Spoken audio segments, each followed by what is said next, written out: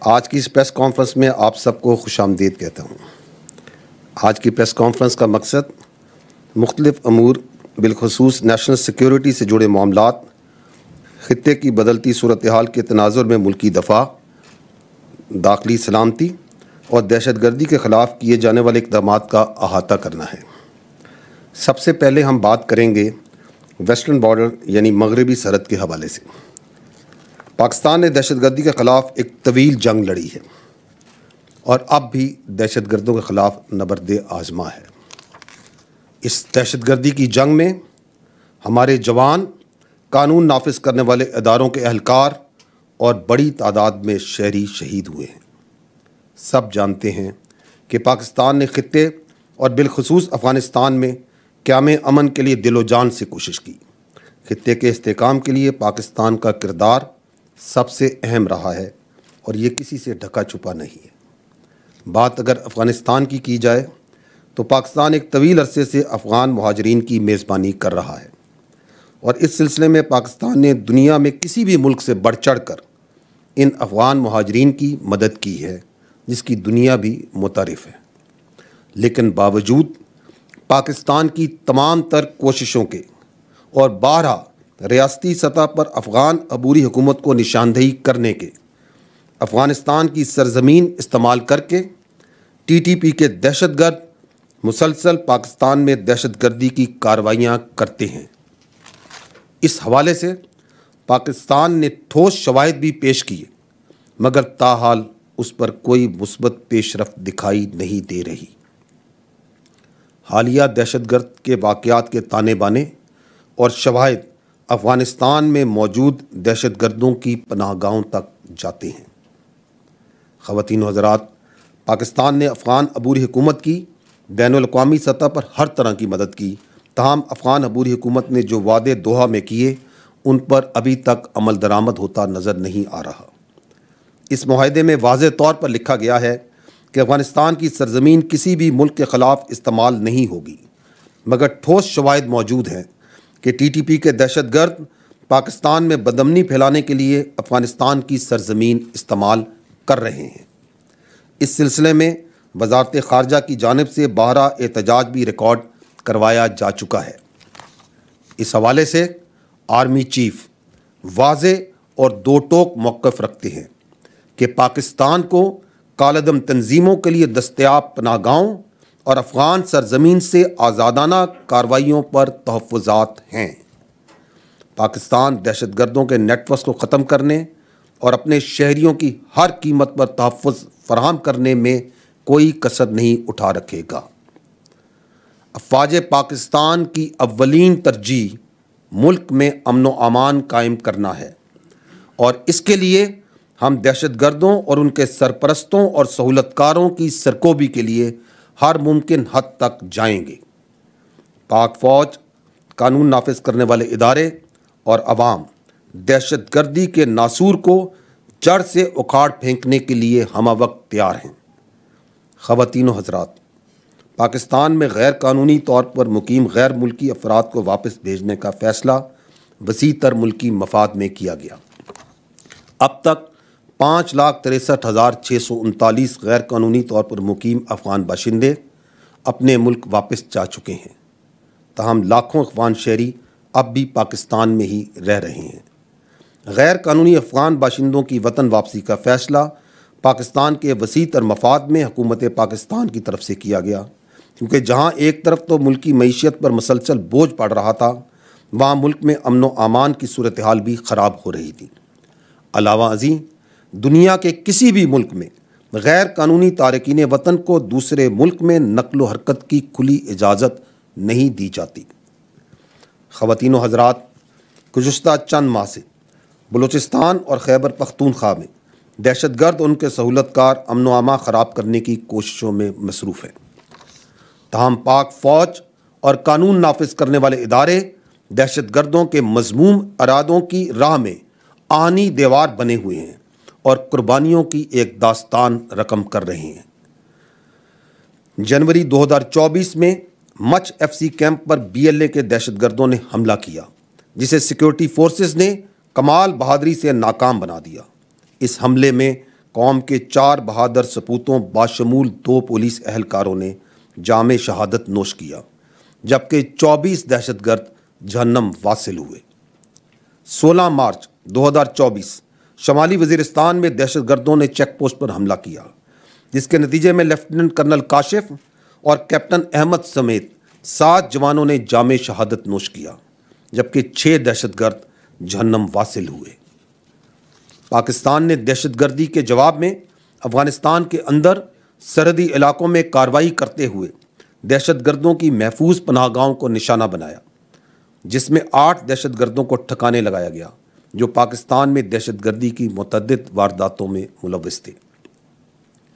دہشت گردی کی ناکام کارروائیاں اس بات کا منہ بولتا ثبوت ہیں کہ سیکیورٹی فورسز مستعدی سے دشمن کے عزائم کو ناکام بنا رہی ہیں۔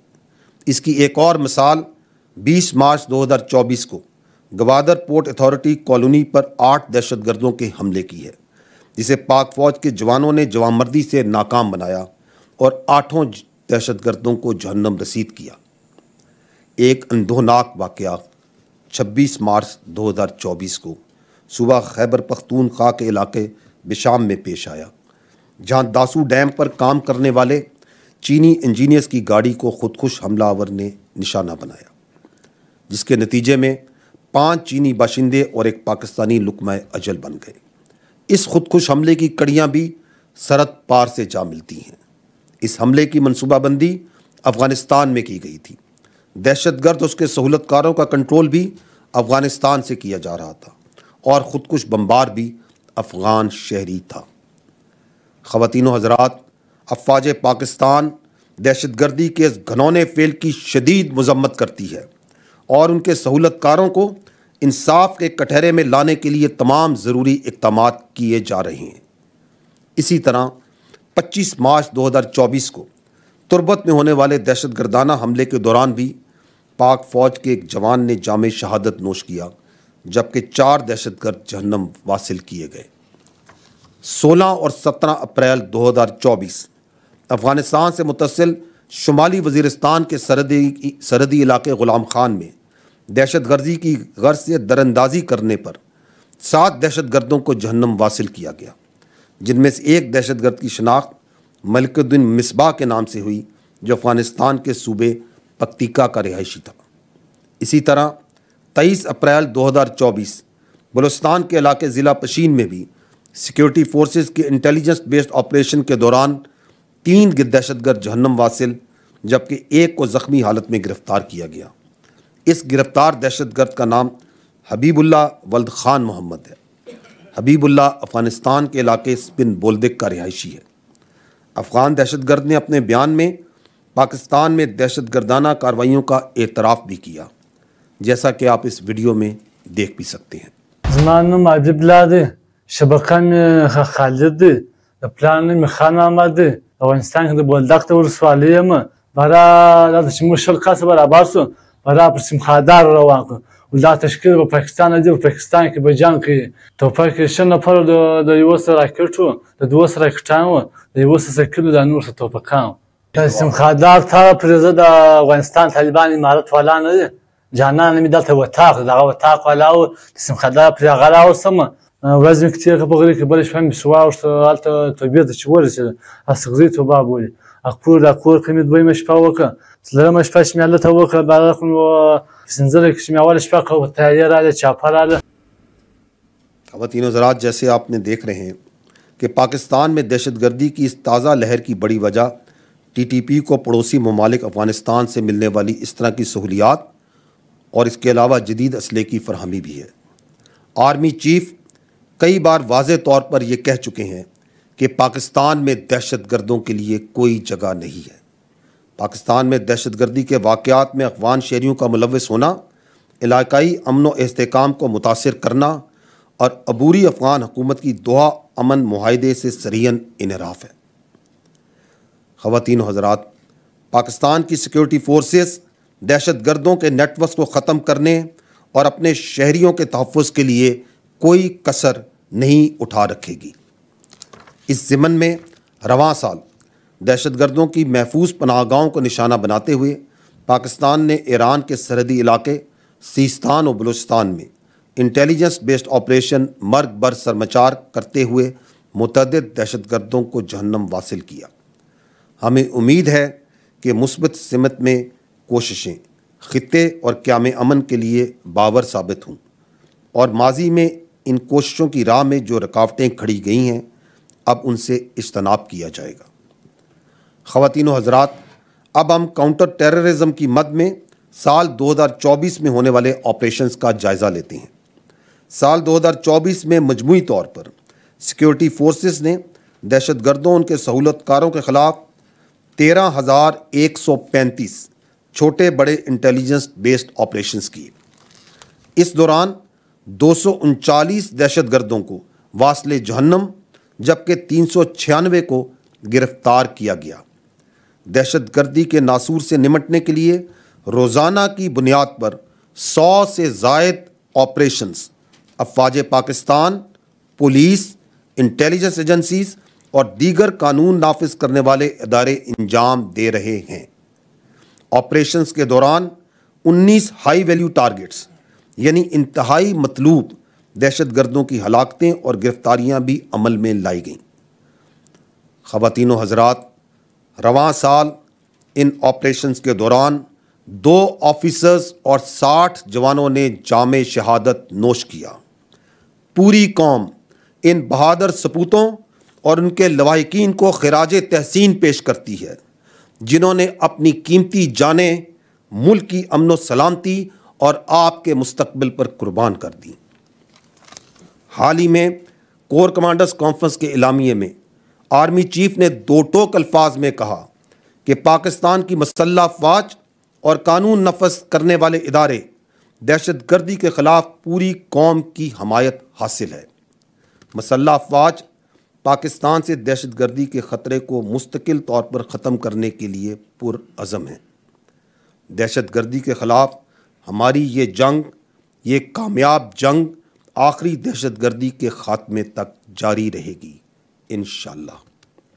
خواتین و حضرات، آج الحمدللہ عوام اور افواج پاکستان کی لازوال قربانیوں کی بدولت ملک تیزی کے ساتھ امن کے راستے پر گامزن ہے۔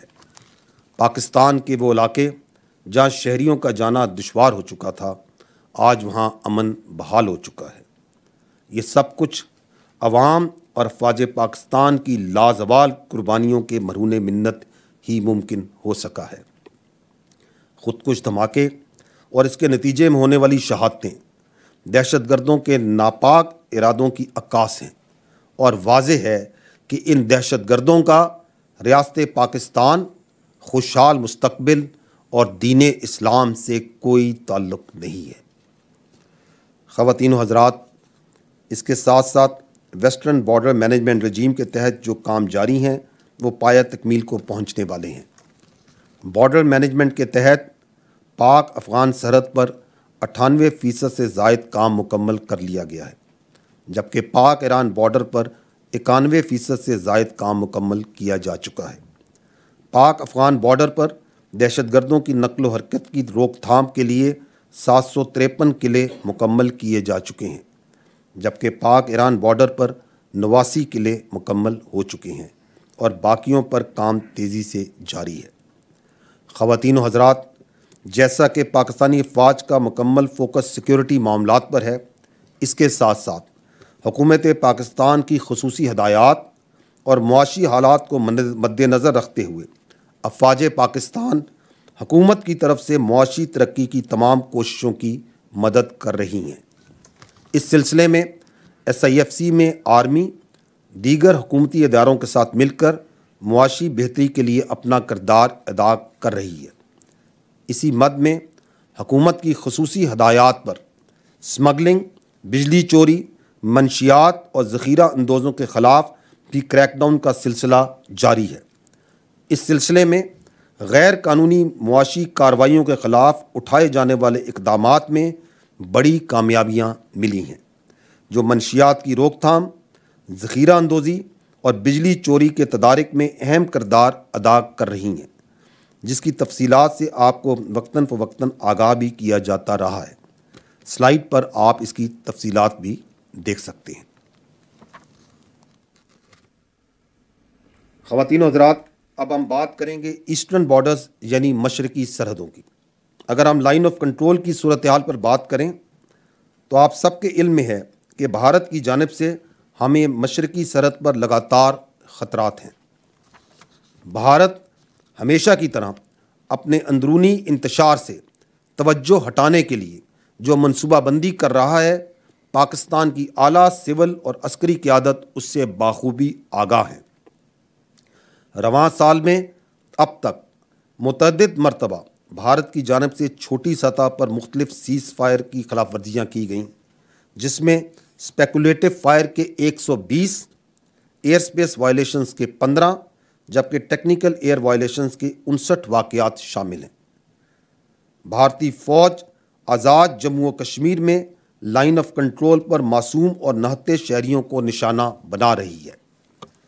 پاک فوج نے لائن آف کنٹرول پر بھارتی جارحیت کا منہ توڑ جواب دیا ہے اور دیتے رہیں گے۔ یہ بات طے ہے کہ ہم ہر قیمت پر اپنی سالمیت اور خود مختاری کے دفاع کے لیے ہر وقت تیار ہیں۔ دسمبر 2023 میں بھارتی فوج کی سفاکیت کا واقعہ بھی دنیا نے دیکھا، جس میں قابض بھارتی فوج نے پونچھ اور راجوری کے معصوم شہریوں کو بربریت کا نشانہ بنایا۔ بھارتی فوج نے 21 دسمبر 2023 کو بے گناہ شہریوں کو غیر قانونی طور پر تفتیش کی آڑ میں اٹھایا، جبکہ اگلے ہی روز زیر حراست تینوں معصوم کشمیری بھائی مردہ حالت میں پائے گئے۔ بھارت نے مقبوضہ کشمیر میں جو ظلم کا بازار گرم کر رکھا ہے اور جس طرح وہاں کے نہتے کشمیریوں پر ظلم کے پہاڑ توڑے جا رہے ہیں اور بے گناہ کشمیری نوجوانوں کو غیر قانونی آپریشنز میں شہید کیا جا رہا ہے، یہ سب کچھ دنیا کے سامنے ہے۔ کشمیریوں کی آواز کو سلب کرنے کے لیے بھارت نے مقبوضہ جموں و کشمیر کی الیکٹورل حلقہ بندیوں میں رد و بدل بھی کیا ہے۔ اس کے باوجود لوک سبھا کی 5 نشستوں کے لیے 5 مختلف دن انتخابات کرائے جانے کا پلان ہے، تاکہ قوت اور دہشت کے ذریعے کشمیریوں کی جمہوری آواز کو دبایا جا سکے۔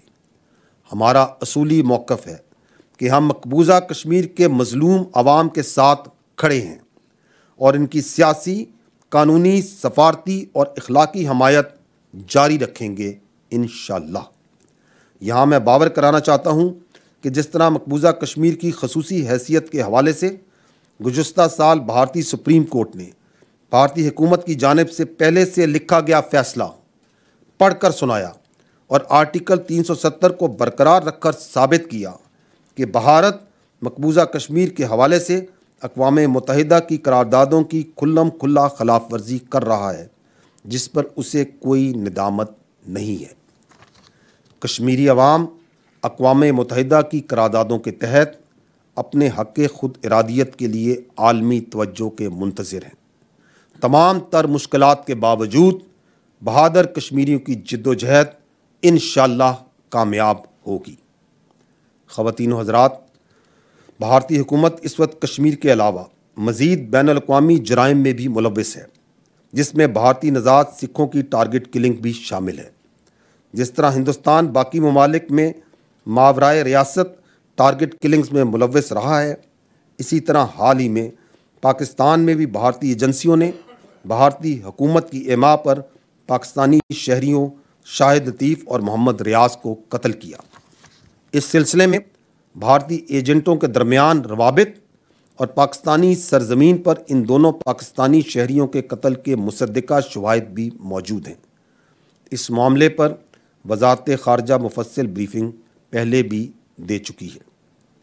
خواتین و حضرات، فلسطین کے حوالے سے پاکستان عالمی سطح پر ایک مؤثر آواز بن کر ابھرا۔ تمام مسلمان ممالک میں ایک بھرپور آواز مسئلہ فلسطین پر پاکستان نے اٹھائی۔ آرمی چیف نے فلسطینی سفیر سے ملاقات کے دوران فوری جنگ بندی کا مطالبہ کرتے ہوئے مسئلہ فلسطین کی بھرپور حمایت جاری رکھنے کا اعادہ کیا۔ آرمی چیف نے متعدد بار فلسطین کے مسئلے پر دو ٹوک اور واضح بات چیت کرتے ہوئے اس عزم کا اعادہ کیا کہ فلسطینی عوام کو پاکستانی قوم کی مکمل سفارتی، اخلاقی اور سیاسی حمایت حاصل ہے، اور ہم مسئلہ فلسطین کے پائیدار حل، ان کی سرزمین اور مسلمانوں کے مقدس مقامات پر غیر قانونی قبضے کے خاتمے کے لیے اپنے فلسطینی بھائیوں کے موقف کی حمایت جاری رکھیں گے۔ خواتین و حضرات، پاکستان کو ایک خوشحال، پرامن اور محفوظ ملک بنانے کے لیے ہم سب کو اپنا اپنا انفرادی اور اجتماعی کردار ادا کرتے رہنا ہوگا۔ ذات پات، مذہب اور لسانیت سے برتر ہم سب پاکستانی ہیں۔ دہشت گردی کے خلاف جنگ پاکستان بھرپور انداز سے جاری رکھے ہوئے ہے اور جاری رکھے گا انشاءاللہ۔ پاکستان کے مضبوط دفاع اور سیکیورٹی کے لیے تمام اقدامات بروئے کار لائے جا رہے ہیں۔ اس جنگ میں پوری قوم پاک فوج کے شانہ بشانہ کھڑی ہے۔ اتحاد ہماری قوت ہے اور انشاءاللہ ہم سب متحد ہیں۔ شکریہ۔ اب میں آپ کے سوالات لوں گا، بٹ آئی ول اپریشیٹ کہ اگر آپ یہ سوالات جو سے ہیں یہ سیکیورٹی اور کاؤنٹر ٹیررزم کے ایشوز تک ہی محدود رکھیں۔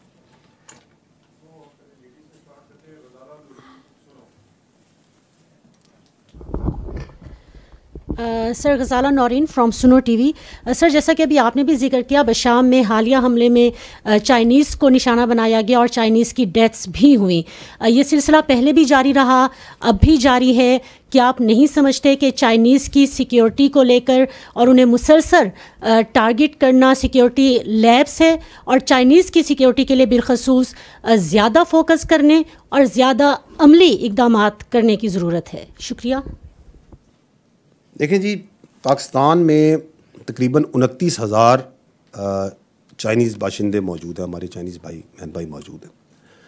ان میں تقریباً 2,500 جو سے ہیں وہ سی پیک کے منصوبے پہ کام کر رہے ہیں، اور اس کے علاوہ عزیز 5,500 جو چائنیز ہیں وہ دیگر ترقیاتی منصوبوں پہ کام کر رہے ہیں۔ تمام چائنیز باشندے جو پاکستان میں موجود ہیں ان کی سیکیورٹی ہماری اولین ترجیح ہے۔ جو اسپیشل سیکیورٹی ڈویژن جو پاک فوج کے زیر اہتمام ہے، ان کا جو فوکس ہوتا ہے وہ سی پیک پروجیکٹس کی سیکیورٹی پہ ہوتا ہے، لیکن جتنی قانونی ادارے ہیں اور باقی ادارے ہیں اور پروجیکٹس ہیں، ان میں جو چائنیز کی سیکیورٹی ہے اس میں ہم مکمل تعاون اور معاونت پرووائڈ کرتے ہیں۔ اور جیسے میں نے پہلے بھی کہا کہ چائنیز کی جو پاکستان میں ہمارے ترقیاتی کاموں میں ہمارا بھائی ہمارے ساتھ کام کر رہے ہیں، پاکستانی مدد کر رہے ہیں، ان کی سیکیورٹی ہماری اولین ترجیح ہے، اور اس کو یقینی بنانے کے لیے ہر ممکن اقدام کیے جا رہے ہیں۔ یہ جو افسوسناک واقعہ بشام میں ہوا، اس کا مقصد پاک چینی دوستی کو سبوتاج کرنے کے لیے تھا۔ یہ جو دہشت گردی ہے پاکستان میں، اس کا ایک بہت بڑا مقصد پاکستان کی جو معاشی ترقی ہے اس کو نقصان پہنچانا ہے، اور بالخصوص جو سی پیک کے پروجیکٹس ہیں ان کو نقصان پہنچانا ہے۔ اور بدقسمتی سے اس میں کچھ ہمسایہ ممالک بھی ان نیگیٹو جو کوششیں ہیں ان کا حصہ ہیں۔ Coming particularly to this incident of Besham, اس پہ ایک GIT بنی اور انہوں نے اس پہ بڑی صورت سے کام کیا، اور یہ جو نیٹ ورک ہے اس کو مکمل طور پہ بے نقاب کیا۔ میں نے اپنی بریفنگ میں جیسے بتایا کہ اس پورے حملے کی جو منصوبہ سازی تھی وہ افغانستان میں کی گئی، جو اس میں گاڑی استعمال ہوئی، جو خودکش گاڑی تھی، جو وہیکل بورن IED تھی، وہ بھی افغانستان میں تیار ہوئی اور وہیں سے موقع پہ پاکستان پہنچائی گئی۔ جو خودکش بمبار تھا وہ بھی افغانی شہری تھا۔ اور جب یہ نیٹ ورک جو سا ہے اس کو بے نقاب ہوا ہے، تو اس کے اندر جو اس کے کلیدی جو اس کے اپنا جو کردار تھے، عادل شہباز ہے، زاہد قریشی ہے، نذیر حسین ہے، اور ایک اور اس میں ان کا ساتھی ہے، وہ چاروں جو سے ہیں جو مین تھے وہ چاروں گرفتار ہو چکے ہیں، اور کیا کہتے ہیں قانون نافذ کرنے والے اداروں نے انہیں گرفتار کر لیا۔ جو چائنیز کی سیکیورٹی کے لیے کوآرڈینیٹڈ لیول پہ تمام ایجنسیز اور قانون نافذ کرنے والے ادارے کام کر رہے ہیں تاکہ اس کو فول پروف بنایا جا سکے۔ اس کی جو جزیات ہیں، ڈیٹیلز ہیں، naturally I will not go into that because of security reasons.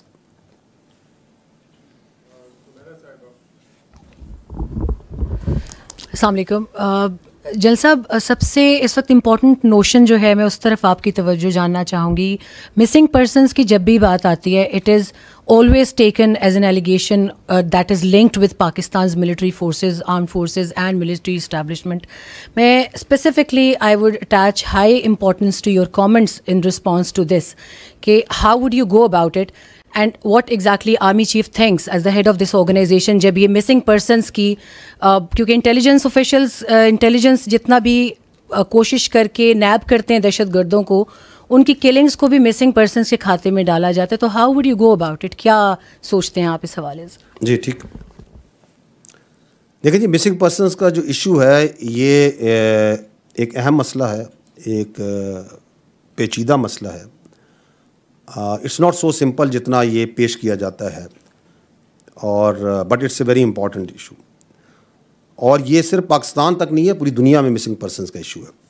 آپ نے ابھی دیکھا ہوگا حال ہی میں کہ کچھ دہشت گرد جو ان سے ہیں وہ جو مارے گئے, جب ان کی شناخت ہوئی تو وہ مسنگ پرسنس کی لسٹوں میں بھی شامل تھے. تو that's why am seeing it's not so simple جتنا یہ بیان کیا جاتا ہے آگے, اور حکومت اس کو بڑا سیریسلی لیتی ہے. مارچ 2011 سے کمیشن آن انکوائری آن انفورس ڈسپیرنسز ایک انڈیپینڈنٹ کمیشن ہے جو کہ مسنگ پرسنس پہ کام کر رہا ہے, اور جو لوگ مسنگ پرسنس کی زمرے میں آتے ہیں جو کلیم کرتے ہیں وہ ڈیٹا اس کے ساتھ لاتے ہیں. اب سیاسی طور پہ اور میڈیا میں تو یہ فگر بہت بڑھا چڑھا کے بیان کیا جاتا ہے, لیکن اگر آپ دیکھیں تو مارچ 2011 سے آج تک 13 سال میں اس کمیشن کے پاس جو ڈاکومنٹس لائے گئے اور جو ثابت کیا گیا وہ مسنگ پرسنس کی کل تعداد ہے 10,000 I think 218 10,000 plus some thing کوئی تعداد ہے جو ادھر لائی گئی, اور ان میں سے بھی لگ بھگ 80% تقریباً 7,940 کے قریب جو کیسز ہیں وہ مسنگ پرسنس کے اس کمیشن نے ان کو ریزالو کر لیا. دیٹ مینس کہ دے ہیو بین فاؤنڈ کہ وہ کدھر ہیں, وہ لوگ ٹریس ہو گئے ہیں, ان کو ریزالو کر دیا گیا ان کیسز. پیچھے 22-23% کیسز رہ گئے جن پہ بڑی محنت کے ساتھ اور ایفیشنسی کے ساتھ وہ جو انڈیپینڈنٹ کمیشن ہے وہ کام کر رہا ہے. تو government takes it very seriously, قانون نافذ کرنے والے ادارے اس کو بڑا سیریسلی اس مسئلے کو لیتے ہیں. لیکن یہ مسئلہ جو سا ہے اگر آپ تھوڑا زوم آؤٹ کر کے دیکھیں تو دنیا کے لیول پہ یہ جو باقی ممالک ہیں اس میں تو مسنگ پرسن کی تعداد, اور ترقی یافتہ ممالک میں اس کی تعداد کہیں جگہوں پہ تو لاکھوں تک میں جاتی ہے. ہمارے پاس تو یہ تعداد تقریباً 10,000 کے قریب ہے, جس میں سے بھی تقریباً 80% لوگوں کو ٹریس کیا جا چکا ہے. فرق صرف یہ ہے کہ یہاں پہ اس مسئلے کے اوپر بڑھ چڑھ کے ایک پروپیگنڈا بنایا جاتا ہے اور اس کو بہت بڑھا چڑھا کے بیان کیا جاتا ہے, اور اس میں کچھ مخصوص سیاسی عناصر بھی شامل ہیں, کچھ میڈیا کے عناصر بھی ہیں, کچھ NGOs بھی شامل ہیں, کوئی باہر سے جن لوگوں کے تانے بانے ملتے ہیں, کچھ ایسے لوگ بھی شامل ہیں جو باہر بیٹھ کے. میں جو آپ نے سوال کیا, میں کہتا ہوں آپ یہ سوال کیوں نہیں لوگوں سے کرتے, ان سے سوال ان لوگوں سے جو مسنگ پرسن کا پروپیگنڈا کرتا ہے, آپ ان سے یہ نہیں پوچھتے کہ کیا یہ حقیقت نہیں ہے کہ افغانستان میں جو TTP ہے, ابھی میں نے آپ کے سامنے ایک ویڈیو بھی رکھی اور ہم آپ کے سامنے شواہد میڈیا پہ سامنے رکھتے رہتے ہیں, کیا یہ حقیقت نہیں ہے کہ افغانستان میں TTP کے دہشت گرد موجود ہیں؟ کیا یہ حقیقت نہیں ہے کہ وہ اپنی فیملیز کے ساتھ ہزاروں کی تعداد میں وہاں موجود ہیں؟ کیا یہ حقیقت نہیں ہے کہ BLA کے دہشت گرد بھی پڑوسی ممالک میں موجود ہیں, ان کی فیملیز بھی موجود ہیں؟ کیا ان کو وہاں پر پناہ گاہیں اور سہولت کاری نہیں پرووائڈ کی جا رہی؟ یہ حقیقت ہے, آپ سب جانتے ہیں. انہی لوگوں کو آپ مسنگ پرسنس کی لسٹ میں ڈال کے قانون نافذ کرنے والے اداروں کے اوپر ڈال دیں کہ جی یہ انہوں نے غائب کیے ہوئے. یہ کون سا آئین, کون سا قانون, کون سی منطق اس بات کی اجازت دیتی ہے؟ کیا یہ حقیقت نہیں ہے کہ پاکستان میں بہت سے بچے, بہت سے لوگ معاش کی وجہ سے, دوسری وجوہات کی وجہ سے اللیگلی بھی یہاں سے مائگریٹ کرتے ہیں, جاتے ہیں, بہت عرصے تک ان کے بارے میں کچھ نہیں پتہ چلتا, ان کو بھی آپ مسنگ پرسن میں ڈال کے قانون نافذ کرنے والے اداروں پہ ڈال دیں. یہ کون سے آئین اور قانون اور کون سی منطق کے مطابق ہے؟ کیا یہ حقیقت نہیں ہے کہ یہاں پہ بہت سے لوگوں نے اور مافیاز نے اپنی پرائیویٹ جیلیں بھی بنائی ہوئی ہیں, ان کو وہاں ڈال کے وہ بھی قانون نافذ کرنے والے اداروں پہ ڈال دیں؟ تو دیکھیں ہمیں اس کو ٹوٹیلٹی میں دیکھنا پڑے گا. اس کی مثالیں آپ کے سامنے ہیں. ابھی گوادر پورٹ اتھارٹی کمپلیکس میں نے اپنی بریفنگ میں ذکر کیا, بڑا یہ دہشت گردانہ واقعہ ہوا. اس میں ایک دہشت گرد تھا BLA مجید بریگیڈ کا, جان محمد. اس کی بہن خود آئی, آپ نے شاید چینلز پہ TV میں دیکھا بھی ہو کہ شی کلیم دی باڈی, اس نے اپنے بھائی کی ڈیڈ باڈی کلیم کی, اس نے کہا یہ BLA جوائن کر گیا تھا. وہ جو دہشت گرد تھا وہ مسنگ پرسن کی لسٹ میں بڑے نمایاں طور پہ اس کا پرچار کیا جاتا تھا کہ یہ جو سا ہے مسنگ پرسن ہے. اس سے کچھ عرصہ پہلے وہ مچ کا جو حملہ ہوا اس میں دہشت گرد تھا عبد الودود ساتکزئی, وہ بھی مسنگ پرسن کی لسٹ میں شامل تھا.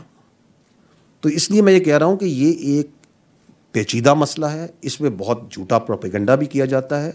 پلیز انڈرسٹینڈ کہ حکومت اس کو بہت سیریسلی لیتی ہے, اور جو کیس جینون کیس آتا ہے اس کے اوپر تمام ایجنسیز, قانون نافذ کرنے والے ادارے, سول ادارے اس پہ اپنا انپٹس دیتے ہیں, اس کو ٹریس کیا جاتا ہے, اور جب تک اس کو ریزالو نہیں کر دیا جاتا اس پہ کوئی چین سے نہیں بیٹھتا.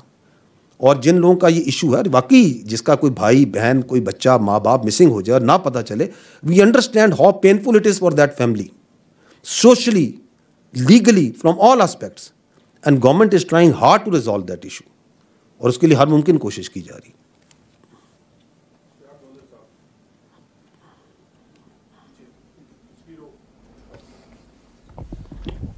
السلام علیکم سر, اشتیاق گوندل, روز نیوز سے. سر یہ بتائیے کہ سانحہ 9 مئی کو 1 سال مکمل ہونے والا ہے, لیکن اس حوالے سے جن کے اوپر الزام لگایا گیا کہ وہ 9 مئی کے ماسٹر مائنڈ یا مرکزی ملزمان ہیں, 1 سال گزرنے کے باوجود ابھی تک ان کو سزائیں نہیں ملی. اڈیالہ جیل کے اندر ہمیں بانی پی ٹی آئی نے خود بتایا, اور اس سیاسی جماعت کی طرف سے اب یہ بیانیہ بنانے کی کوشش کی جا رہی ہے کہ 9 مئی ایک فالس فلیگ آپریشن تھا جو پاک فوج نے خود کروایا, اور وہ کہتے ہیں کہ اس حوالے سے ایک جوڈیشل کمیشن بنا دیں جو شفاف تحقیقات کرے اور جو قصوروار ہے اس کو سزا ملے. اور جوڈیشل کمیشن کے معاملے پر پی ٹی آئی کو جو دیگر سیاسی جماعتیں ہیں کچھ, ان کی حمایت بھی حاصل ہے, تو اس پر پاک فوج کا کیا رد عمل ہے؟ دیکھیں میرے بھائی, پہلی بات تو یہ ہے کہ 9 مئی صرف افواج پاکستان کا مقدمہ نہیں ہے, یہ پورے پاکستان کے عوام کا مقدمہ ہے. کسی بھی ملک میں اس کی فوج پہ حملہ کرایا جائے, اس کے شہیدوں کی علامات کی تصدیق کی جائے, اس کے بانی کے گھر کو جلایا جائے,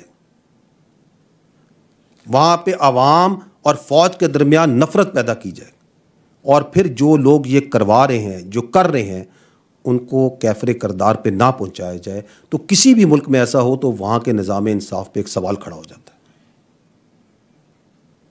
ہم سمجھتے ہیں اور اس بات پہ یقین رکھتے ہیں کہ اگر پاکستان کے نظام انصاف پہ یقین قائم رکھنا ہے, اور جزا و سزا کا نظام جس پہ اللہ تعالیٰ کی یہ کائنات اور یہ قدرت اور یہ نظام چلتا ہے, اگر اس پہ یقین رکھنا ہے تو 9 مئی کے جو ملزمان ہیں اس کو کرنے والے اور اس کو کروانے والے آئین اور قانون کے مطابق انہیں سزا دینی پڑے گی. اب آتے ہیں, یہ جو آپ بات چیت کر رہے ہیں یہ اس کے اوپر بیانیہ بنایا جاتا ہے.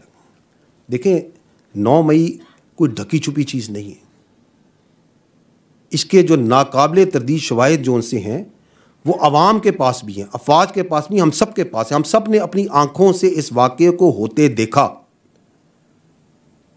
ہم سب نے دیکھا کہ کس طریقے سے لوگوں کی ذہن سازی کی گئی, ان کو افواج کے خلاف, اس کی لیڈرشپ کے خلاف, ایجنسیوں کے خلاف, اداروں کے خلاف جھوٹ اور پروپیگنڈے سے ان کے ذہن بنائے گئے. ہم نے دیکھا کہ کس طرح کچھ سیاسی لیڈرز نے چن چن کے اہداف دیے کہ ادھر حملہ کرو, ادھر حملہ کرو. ہم نے دیکھا کہ چند گھنٹوں میں پورے ملک میں مختلف جگہوں پہ صرف فوجی تنصیبات پر حملے کرائے گئے, اور ان واقعات کو آپ نے بھی دیکھا, کیمرے کی آنکھ نے فلم بند بھی کیا. اور جب یہ شواہد اور یہ ساری چیزیں لوگوں کے سامنے آئیں تو آپ نے عوام کا غصہ اور رد عمل بھی دیکھا. آپ نے یہ بھی دیکھا کہ کس طرح عوام نے اس انتشاری ٹولے سے پیچھے ہٹی. تو جب یہ کھل کے سامنے آ گیا تو وہ دوسرا فریب اور دوسرا جھوٹ اور دوسرا پروپیگنڈا شروع کیا گیا کہ یہ فالس فلیگ آپریشن ہے, یہ تو پتہ ہی نہیں کیا ہوا, کون کر گیا, کیسے کر گیا.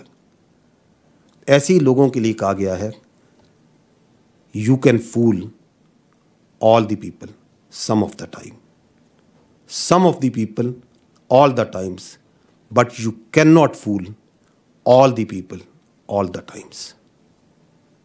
تو یہ جھوٹ اور فریب میرے بھائی یہ نہیں چل سکتا. یہ جو میں نے آپ کو بتایا اور جو آپ لوگوں نے دیکھا یہ آپ لوگوں کے سامنے ہے. آپ اگر اجازت دیں تو اس کی آپ کو میں ایک چھوٹی سی جھلک دکھاتا ہوں تاکہ آپ کی یادداشت تازہ ہو کہ یہ 9 مئی کا دن کیا تھا. اگر خان نہیں تو پاکستان نہیں. خواتین و حضرات، یہ مناظر دیکھ کے انسان ان کے آنسو ہوتا ہے کہ کس طرح معصوم بچوں کو ذہنی طور پہ ورغلایا گیا، کس طرح ان میں زہر ڈالا گیا، کس طرح اپنے مذموم سیاسی مقاصد کے لیے اپنی ملکی فوج، اپنے ہی شہیدوں، اپنی املاک کو آگ لگائی گئی. سوال یہ ہے کہ کیا یہ دنیا میں پہلی بار ہوا؟ شاید، لیکن اس سے کم درجے کے واقعات سیاسی بلوائی اور انتشاری دنیا میں کرتے آئے ہیں. تو دنیا کے دیگر ممالک کیا کرتے ہیں؟ ذرا نظر دوڑائیں تو آپ کو ماضی قریب میں بڑی مثالیں مل جاتی ہیں.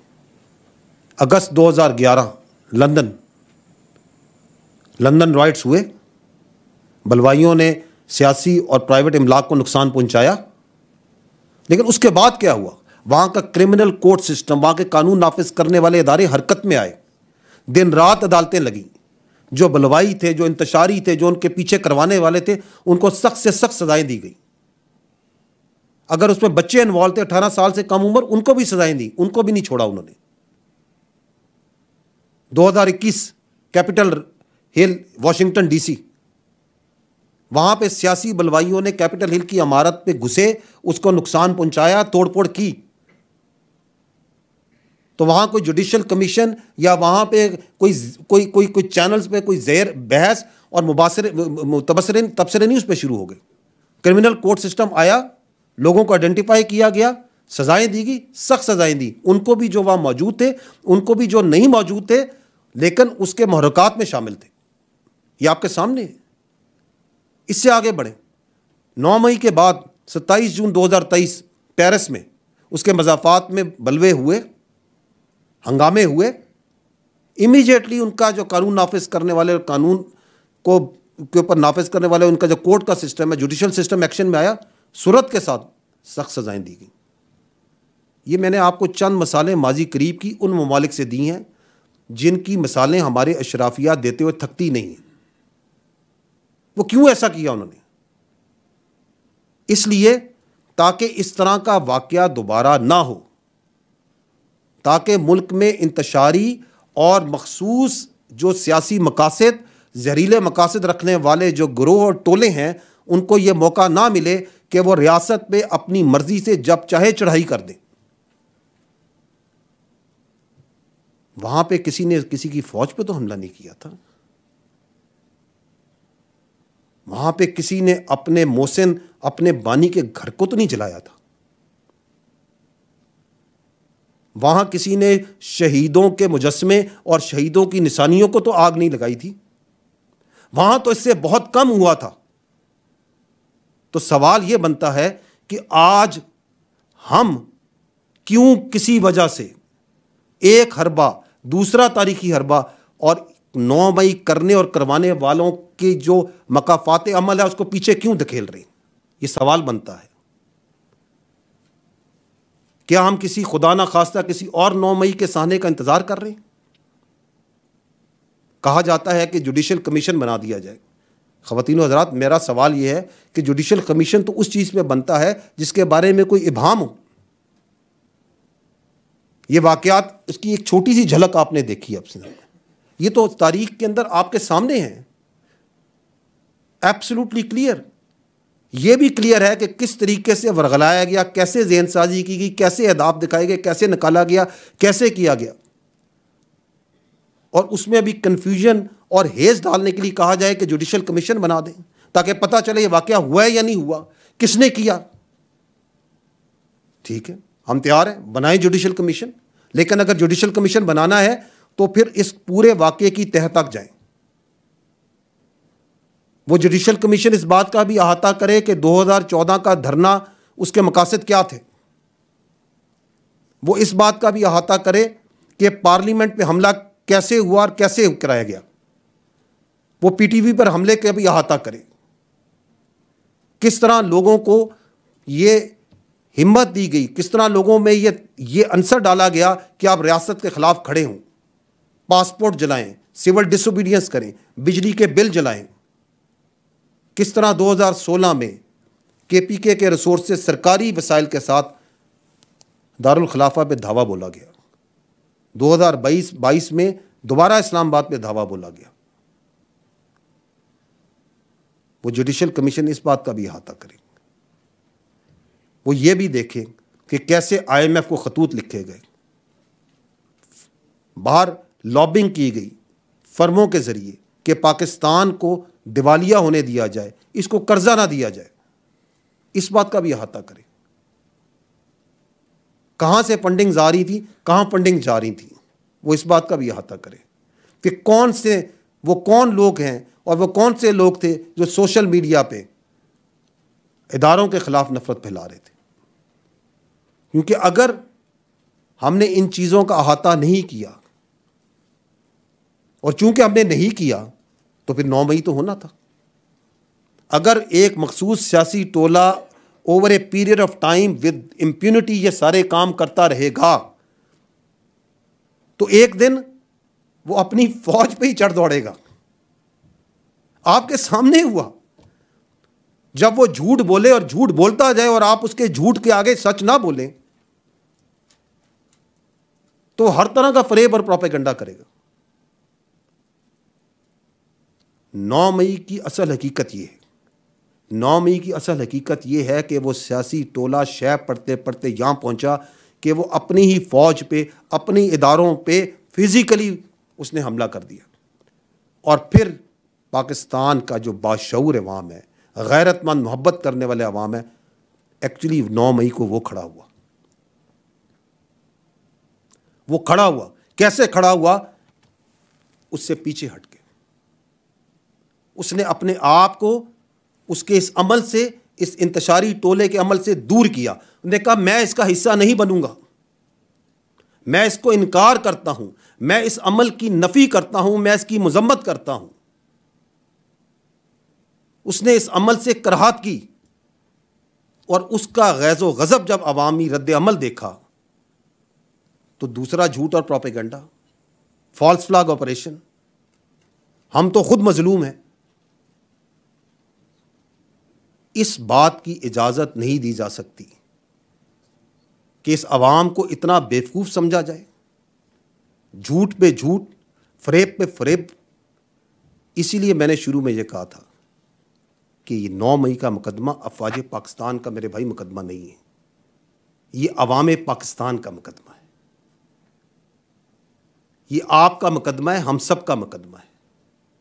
اگر 9 مئی کو کرنے والوں اور کروانے والوں کو قانون اور آئین کے مطابق سزا نہ دی گئی تو اس ملک میں کسی کی جان, مال, آبرو محفوظ نہیں ہوگی. ہمیں اپنے نظام پہ, جزا و سزا کے نظام پہ یقین قائم رکھنے کے لیے ضروری ہے کہ ہم 9 مئی کو کہ ملزمان کو قانون اور آئین کے مطابق سزا دیں اور جلد سے جلد دیں.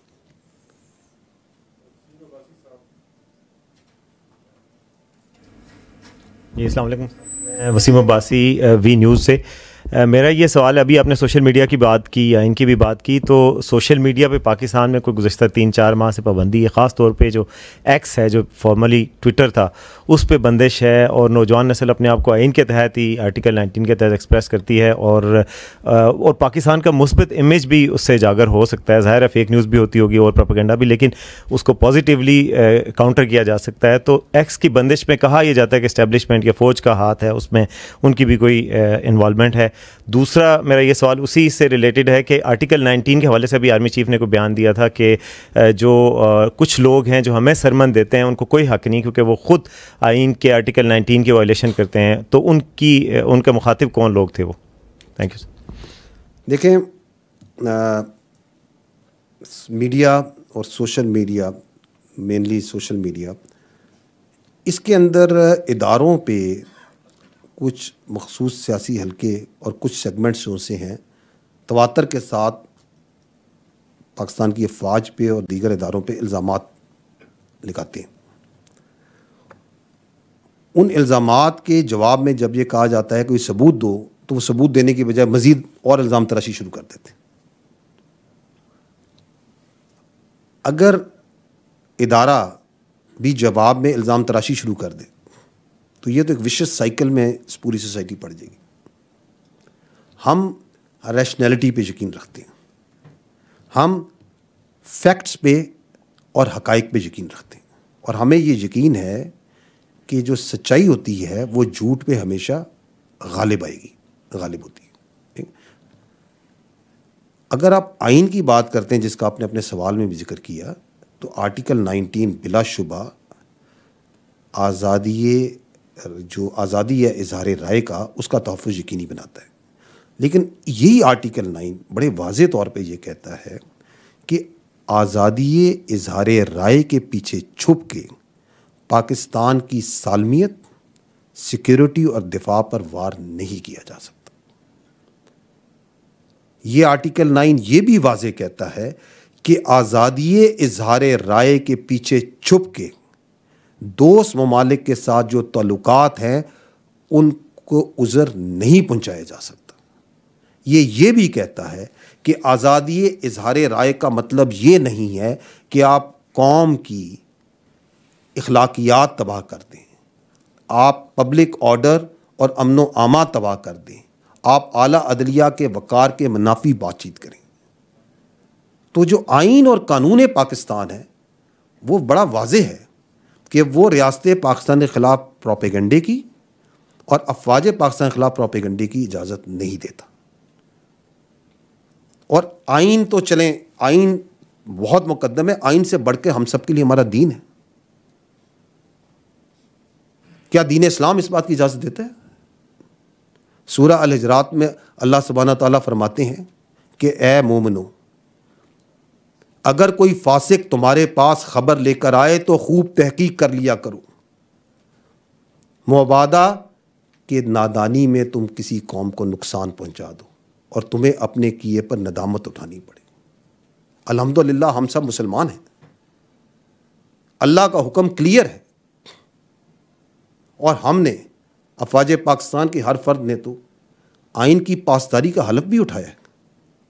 ہم اس بات کی اجازت نہیں دے سکتے کہ آزادی اظہار رائے کے پیچھے چھپ کے ملک کی سالمیت کو, ملک کی سیکیورٹی کو داؤ پہ لگا دیا جائے,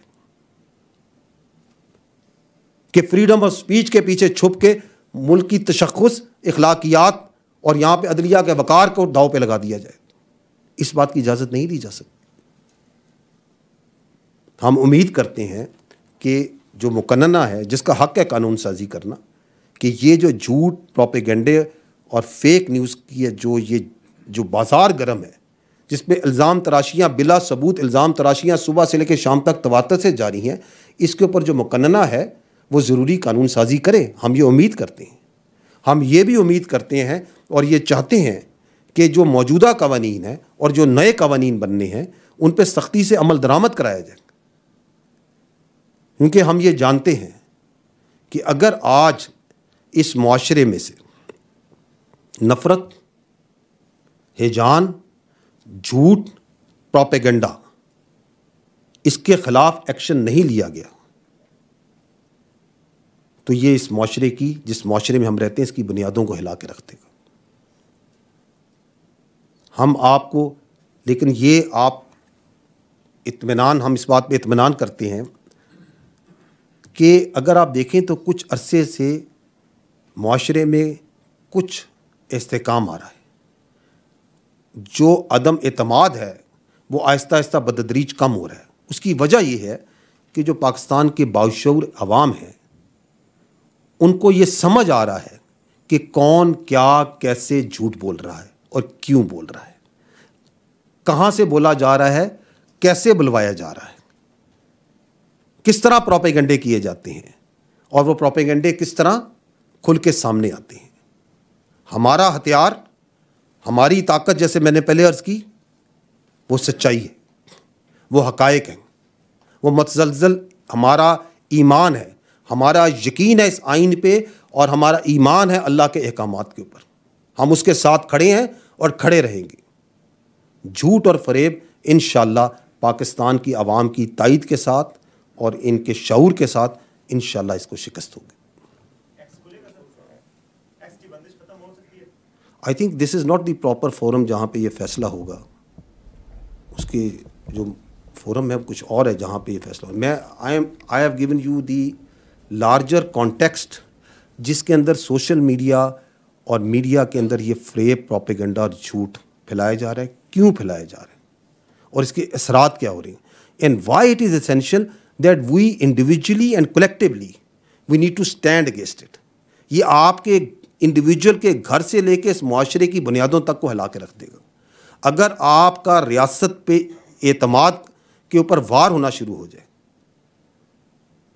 اگر آپ ہر ایک کو شک کی نگاہ سے دیکھنا شروع ہو جائیں, اگر آپ دوست اور دشمن میں تمیز کرنا بند کر دیں, تو یہ آپ کا جو سوال ہے یہ بہت اس میں ایک چھوٹی چیز ہے کہ کیا کھلے گا کیا بند ہوگا.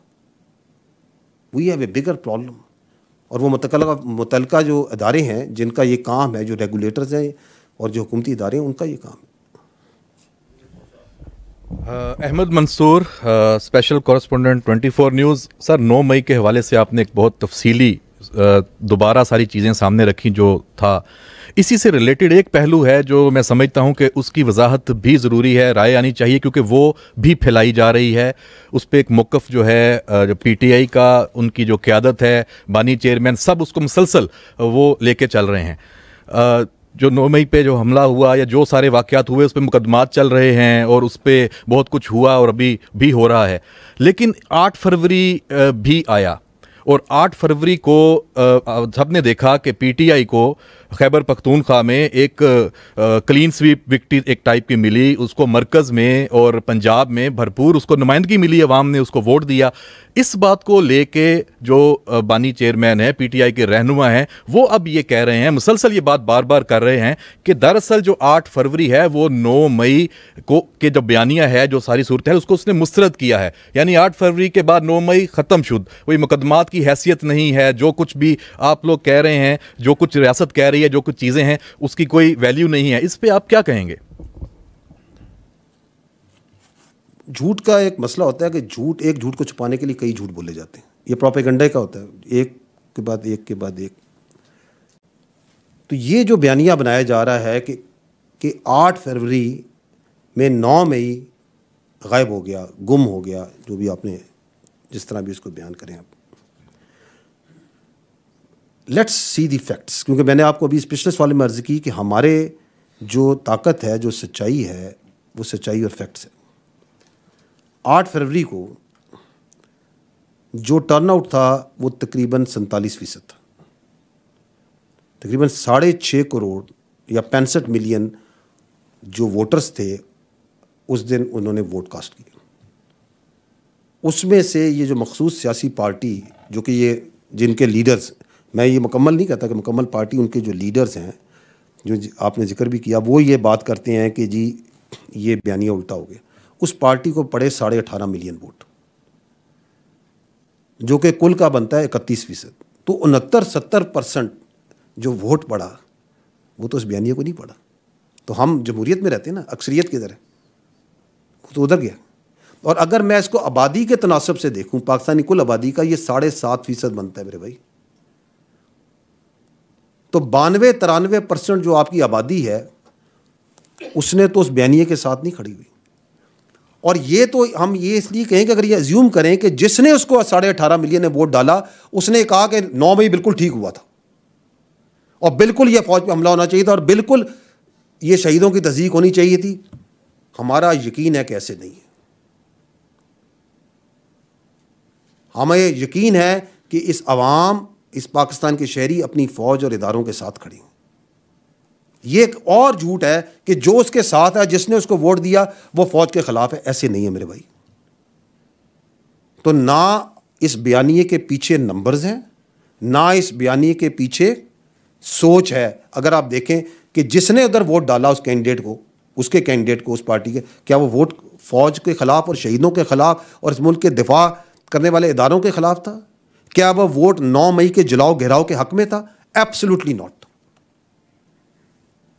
اور اگر آپ انڈیپینڈنٹ سرویز دیکھ لیں, کرتے رہتے ہیں لوگ, اور اس میں پوچھا جاتا ہے کہ جی پاکستان میں سب سے بااعتماد ادارہ کون سا ہے, کس ادارے پہ سب سے زیادہ اعتماد ہے, کوئی سروے اٹھا کے دیکھ لیں تو نمبر 1 ادارہ کیا ہوتا ہے؟ پاک فوج. ابھی سروے ہوا فیبرری میں, اپسوس کا آئی تھنک سروے تھا, 74% عوام نے کہا جی سب سے زیادہ اعتماد ہمارا فوج کے اوپر ہے. تو یہ بیانیے گھڑے جاتے ہیں, یہ بنائے جاتے ہیں. انفارچونیٹلی یہ ایک ایسی بیانیوں, پروپیگنڈوں اور جھوٹ کے اندر پالا جا رہا ہے, لوگوں کو یہ دن بھر چلایا جا رہا ہے. میں یہی ریکویسٹ کرتا ہوں کہ حقائق کو دیکھا جائے, اس ملک کے اصل مسائل کو دیکھا جائے. پولیٹیکل ریٹورک پہ کوئی ملک نہیں پل سکتا اور جھوٹ پہ تو کچھ بھی نہیں چل سکتا. تو جھوٹے بیانیے جو ان سے بنتے رہیں گے, بناتے رہیں گے. ہم سچائی اور حق کے ساتھ کھڑے ہیں, کھڑے رہیں گے, کھڑے رہیں گے.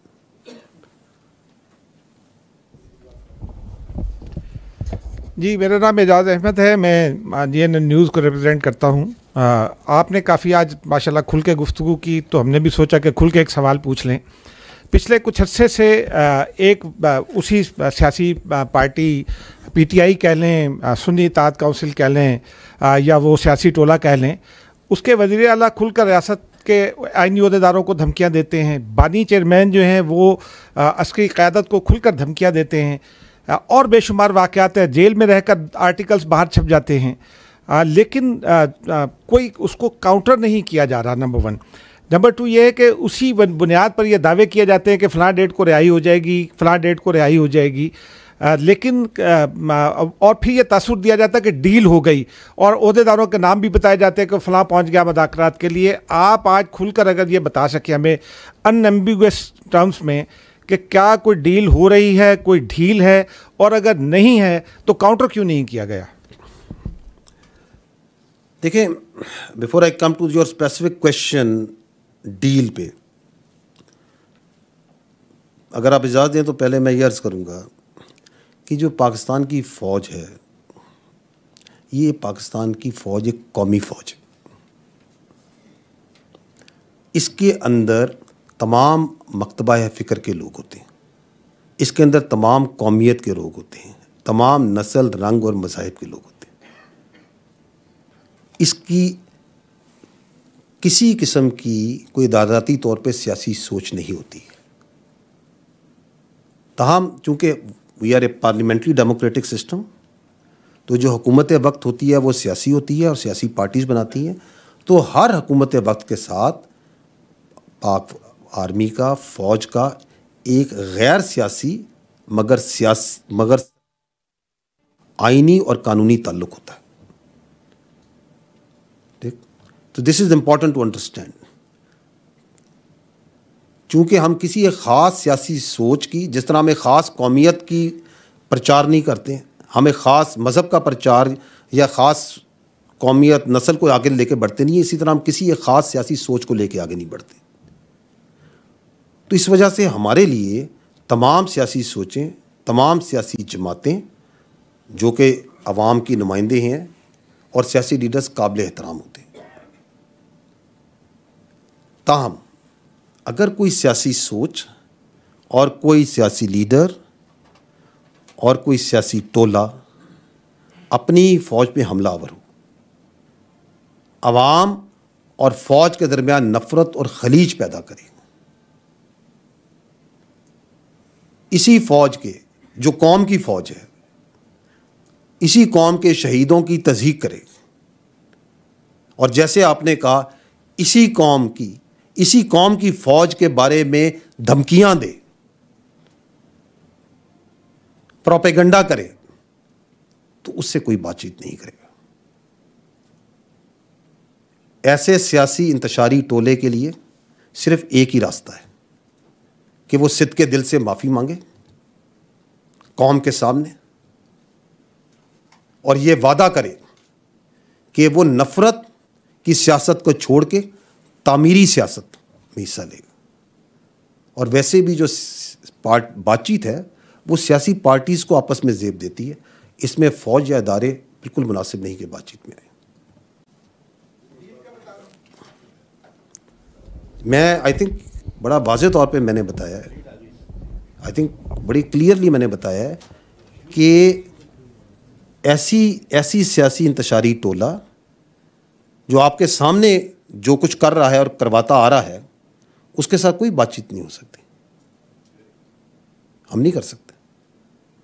ان کے لیے ایک ہی راستہ ہے, میں اگر آپ دوبارہ کہیں رپیٹ کروں گا, کہ وہ صدقے دل سے معافی مانگے اس انتشار اور نفرت کی سیاست سے, اور پاکستان کی تعمیری سیاست میں حصہ لیں, پاکستان کو آگے بڑھنے میں حصہ لیں. جنرل صاحب, ممتاز بھٹی میں دن کو ریپرزینٹ کرتا ہوں. آپ نے کہا یہ ڈیفنس اور سیکیورٹی کے اوپر پریس کانفرنس تھی, لیکن ایک سیکیورٹی سے جڑا ہوا کویسچن ہے, وہ جنرل الیکشن 2024 جو ہوئے اس میں I am still waiting security کو سوال, وہ بھی آپ الیکشن سے لے کے فوج کا سیکیورٹی رول تھا اس میں باہر. الیکشن رزلٹ آئے, نتائج کے اوپر ایک سیاسی جماعت کی طرف سے یہ الزام آیا کہ میسو ریگنگ ہوئی ہے, اور پھر اس سے بڑھ کر یہ الزام آیا کہ میسو ریگنگ جو ہے وہ اس میں اس کے پیچھے عسکری قیادت ہے. تو اس میں ظاہری بات ہے عسکری قیادت کے اجلاس بھی ہوئے, فوج کا جو موقف ہے فوجی قیادت کا وہ کیا ہے اس الزام کے جواب میں؟ دیکھیں, جنرل الیکشن 2024 8 فروری میں جو آرمی کا جو رول تھا, that was only as per the mandate given by the election commission of Pakistan, اور وہ تھا ایک سیکیور انوائرمنٹ پرووائڈ کرنا. اور یہ جو سیکیور انوائرمنٹ تھی یہ فوج نے پرووائڈ کرنی تھی باقی قانون نافذ کرنے والے اداروں کے ساتھ مل کے, اور آرمی نے وہ سیکیور انوائرمنٹ اور باقی قانون نافذ کرنے والے اداروں نے وہ پرووائڈ کی. باوجود جو خطرات تھے, باوجود جو چیلنجز تھے, آپ نے ابھی بڑی تفصیل سے دیکھا کہ کس طرح پاکستان میں دہشت گردی کے واقعات جو ہو رہے ہیں اور جو اس کے خلاف جنگ لڑی جا رہی ہے ہر روز, کس طرح 100 سے زیادہ انٹیلیجنس بیسڈ آپریشنز قانون نافذ کرنے والے ادارے فوج کی لیڈ میں انجام دیتے ہیں. تو آرمی نے اس سیکیور انوائرمنٹ کی طرف ہمارا مینڈیٹ تھا, اس سے زیادہ ہمارا اس سیاسی عمل میں کوئی دخل نہیں تھا. افسوس کی بات یہ ہے کہ وہ یہ لارجر جو سوشل میڈیا پروپیگنڈا کی بات ہوئی, اس میں ایک تواتر سے چونکہ ایک زہریلا بیانیہ بنایا جاتا ہے, جھوٹ بولا جاتا ہے, اسی تواتر میں الیکشنز میں فوج کی سیاسی مداخلت کے بغیر ثبوت کے جھوٹے بیانیے کو آگے بڑھایا گیا, اس کو مذموم سیاسی مقاصد کے لیے, اور کچھ میڈیا کے اور سوشل میڈیا کے عناصر نے بھی اس کو چلایا. ہمارا ان سے صرف ایک ہی سوال ہے, جو میں نے کہا کہ we don't work in the form of allegations and counter allegation.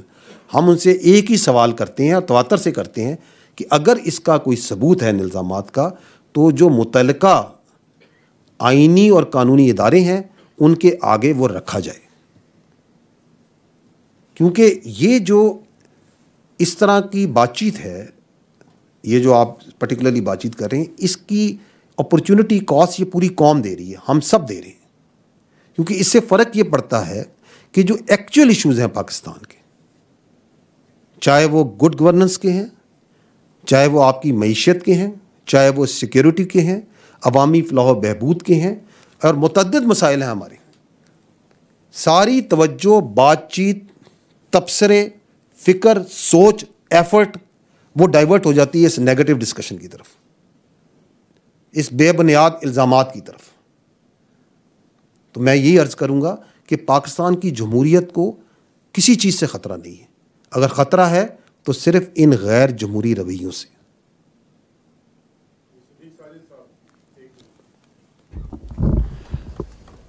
صدیق ساجد جی, ایک نیوز سے. جنرل صاحب, ابھی سوشل میڈیا کی بات کی اور ساتھ ہی آپ نے بات کی ملک کی ترقی کی اور SIFC کے کردار کی. तो उसी सोशल मीडिया पे एक बात कही जाती है कि जो फ़ौज के मुख्तलिफ़ फलाही इदारे हैं, AWT है, फ़ौजी फाउंडेशन है, अस्करी सीमर्ड, अस्करी बैंक और मुतअद्दिद जो इदारे हैं, उनके हवाले से बड़ी बातें जो है वो की जाती हैं कि कितना टैक्स देते हैं, इनकी आमदनी कितना है, इनका बजट कितना है, और साथ ही साथ जो डिफेंस का जो बजट है वो भी इन इदारों की तरफ इस्तेमाल किया जाता है। तो इसकी ज़रा वजाहत कर दें कि क्या ये जो फ़ौज के फलाह बहबूद के इदारे हैं ये मुल्की इकानमी में कितना हिस्सा डालते हैं, और जो इनके अखराजात हैं, इनकी आमदनी है, उस हवाले से बता दें। देखिए, जो हमारे आपके इस कौम के जो शोधा हैं, जो हमारे अफसरान हैं, जो हमारे जवानान हैं, जो हमारे गाजी हैं, जो हमारे वॉर वुंडेड हैं, वो इस कौम का असासा है। उनकी जो फलाह व बहबूद है उसके लिए पाक फ़ौज में एक मरबूत निज़ाम मौजूद है। और ये जो अदारे हैं जिसका आपने जिक्र किया, फ़ौजी फाउंडेशन वगैरह, they are part of that coordinated comprehensive system जो इनकी फलाह व बहबूद के लिए कायम किया गया है। इम्पॉर्टेंट टू अंडरस्टैंड इज़ कि this is not unique to Pakistan. ये जितनी जदीद अफवाज होती हैं उनमें जो उनके वेटरन्स होते हैं, जो उनके मार्टर्स होते हैं, जो उनके वॉर वुंडेड होते हैं, उनकी फलाह व बहबूद के लिए, और रिटायर्ड फ़ौजी अफसरान जब रिटायर होते हैं उनकी फलाह व बहबूद के लिए इस तरह के मुतअद्दिद वेलफेयर ऑर्गेनाइजेशंस, इस्टेब्लिशमेंट्स मौजूद होती हैं। फ़र्क सिर्फ ये है बाकी ममालिक में हमसे कि बाकी ममालिक में इन इदारों को सताइश से देखा जाता है, उनकी तारीफ़ की जाती है, उनकी वैल्यू को समझा जाता है, और यहाँ पे जिस अनफॉर्चुनेट टॉक्सिक एनवायरनमेंट में हमारा मीडिया और सोशल मीडिया जा चुका है उसके अंदर इस पे प्रोपेगेंडा और झूठ खेला जाता है। That is the only difference. Now let's come again to the facts. मैंने आपसे पहले अर्ज़ की कि हमें फैक्ट्स में बात करनी चाहिए। साल 2022-23 ये फाइनेंशियल ईयर जो पिछला है, इसमें डायरेक्टली पाकिस्तान आर्मी ने 100 अरब रुपया टैक्सेस और ड्यूटीज़ की मद में जमा कराए। ये जो इदारे जिनका आप जिक्र कर रहे हैं, जो ज़ेली इदारे हैं पाक फ़ौज के, इन्होंने 260 अरब रुपए कौमी ख़जाने में टैक्सेस और ड्यूटीज़ की मद में जमा कराए। तो कुल मिला के हो गए 360 अरब सिर्फ टैक्सेस ड्यूटीज़ में जमा कराए। ये जो 260 इन इदारों ने जमा कराया, इसमें फ़ौजी फाउंडेशन ने 223 अरब जमा कराया। DHS, इन पे बड़ा सवाल होता है, उन्होंने भी 23 अरब रुपये कौमी ख़जाने में टैक्सेस में जमा कराए। NLC ने करीबन 3.5 अरब, आर्मी वेलफेयर ट्रस्ट ने करीबन 3 अरब, और कुल मिला के 260 बाकी चीज़ को शामिल करके, और फ़ौज का और इनका हिस्सा बन गया 360 अरब रुपए का। ये है फैक्ट। फैक्ट ये है कि ये जो फलाई इदारे हैं, जो वेलफेयर ऑफ द जो शोहदा और इनके लिए कायम है, वो आगे मैं आपको उनकी डिटेल भी समझा देता हूँ कैसे किया जाता है। इन पे सरकारी ख़जाने से कितना पैसा खर्च हुआ? 0, 1 रुपया भी नहीं। तो ये कई 100 अरब सरकार के ख़जाने में टैक्सेस ड्यूटीज़ में जमा करा रहे हैं, सरकार का इन पे कोई पैसा नहीं लग रहा। लेकिन इस पैसे को साइड पे कर दें आप, जो इन काइंड जो ये सर्विस प्रोवाइड कर रहे हैं, जो ये सहूलत और ख़िदमात दे रहे हैं पाकिस्तानी अवाम को, उसकी भी कीमत उसकी कीमत नहीं आप लगा सकते। चाहे वो सिक्योरिटी की शक्ल में हो, चाहे वो यूनिवर्सिटीज़, कॉलेजेस और स्कूल्स हैं पूरे पाकिस्तान में जहाँ पे मेयारी निज़ाम तालीम दिया जा रहा है, चाहे वो CMHs हैं, फ़ौजी फाउंडेशन के हॉस्पिटल्स हैं, चाहे वो दूर अफ्तदा मकामात में, शुमाली इलाका जात में, बलूचिस्तान में, इंटीरियर सिंध में, KPK के अंदर मेडिकल कैंप लगाए जाते हैं। लोगों को डोर स्टेप्स पे, गरीब लोगों को आप सेहत की फैसिलिटीज़ प्रोवाइड करते हैं। इंसानों के लिए क्या, ये फ़ौज तो वेटरनरी कैंप्स भी लगाती है। क्या आप इनकी कीमत लगा सकते हैं? क्या आप इसकी कीमत लगा सकते हैं कि जो हमारे शहीद हैं, जो हमारे वॉर वुंडेड हैं, इनके बच्चों को, जो आपके जवानान और अफसरान हैं, उनकी जो फलाह बहबूद पे जो पैसा लगता है, जो फैसिलिटीज़ प्रोवाइड की जाती हैं, अगर ये अदारे ना करें तो वह रियासत पाकिस्तान की, आपकी और हमारी ज़िम्मेदारी नहीं है किसी भी तरक्की याफ्ता महज़ब मुल्क के लिए। वो जो NLC जो इंटरकनेक्टिविटी प्रोवाइड कर रही है, آپ نے حال ہی میں سنا ہوگا کہ افغانستان کے تھرو بھی افغانستان کو بائی پاس کر کے کتنی سینٹرل ایشیا ریپبلک کے لیے راستے کھولیں, جو بلینز آف ڈالرز کی ٹریڈ اس کی وجہ سے پاسبل ہو رہی ہے. اس کی آپ قیمت لگا سکتے ہیں؟ جو ایف ڈبلیو اور دیگر جو ادارے دور افتادہ مقامات پہ جہاں پہ سیکیورٹی تھریٹ ہے, جہاں بزنس رسک نہیں بہت زیادہ ہے, وہاں پہ جا کے روڈیں بناتے ہیں, ٹنلز بناتے ہیں, برجز بناتے ہیں, اس کی آپ قیمت لگا سکتے ہیں؟ جو زراعت میں, جو آئی ٹی کے اندر, جو منرل ڈیولپمنٹ میں پاک فوج اور اس کے ادارے کام کر رہے ہیں, اس کی آپ قیمت لگا سکتے ہیں؟ نہیں لگا سکتے آپ اس کی قیمت. تو یہ پروپیگنڈا جو سا ہے, اس کو سمجھنے کی ضرورت ہے. اور پھر یہ جو ادارے ہیں, let see who works in دم, اس میں کثیر تعداد, لاکھوں کی تعداد میں سولین بھائی ہمارے کام کر رہے ہیں. فوجی فاؤنڈیشن کو دیکھ لیں, there is not a single uniform army personnel in Fauji foundation. کثیر تعداد جو ہے وہ سولینز کی ہے, اور باقی ماندہ کچھ ریٹائرڈ جے سی اوز ہیں, سردار صاحبان, سولجرز اور افسران ہیں. حاضر سروس فوجی تو ان اداروں میں آٹے میں نمک کے برابر ہیں. یہ ہیں فیکٹس. اور آئرنیکلی اگر آپ دیکھیں تو جو لوگ بڑھ چڑھ کے تنقید کرتے ہیں, اگر آپ کھل کے ان سے گپ مارے علیحدہ میں, تو وہ انہی ڈی ایچ ایز میں رہنا پسند بھی کریں گے, انہی سی ایم ایچ ایز میں جا کے علاج کرانا ہی پسند کریں گے, کیونکہ quality living, quality medical services ان کے اپنے بچوں کو انہی کے یونیورسٹیز اور کالجز میں پڑھانا ہی پسند کریں گے. تو ہمیں اپنے اندر سے یہ منافقت ختم کرنی ہوگی. ہمیں سچ کو سچ اور جھوٹ کو جھوٹ کہنے کی عادت اپنانی پڑے گی.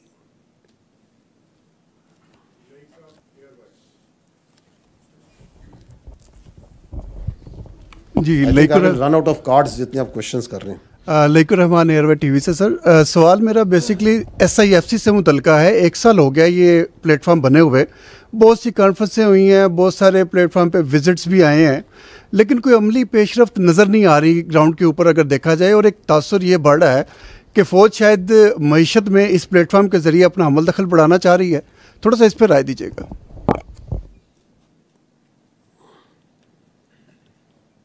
دیکھیں, یہ جو ایس آئی ایف سی میں اور جو معیشت کے باقی جو شعبے ہیں, اس میں جو فوج کا رول ہے وہ سہولت کاری کا ہے, ایز پر دی منشا جو ہے حکومت کی منشا کے مطابق.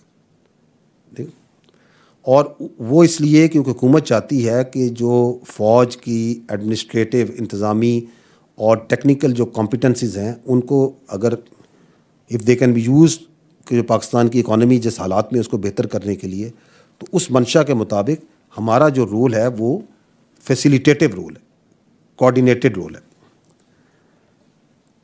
اور جو آپ نے بات کی, ہمارا جو مقصد ہے وہ جو ڈپارٹمنٹس ہیں, جو اتھارٹیز ہیں جو کہ ان معاملات سے ڈیل کرتی ہیں, ان کی مدد کرنا ہے, نہ کہ ان کی جگہ لینا.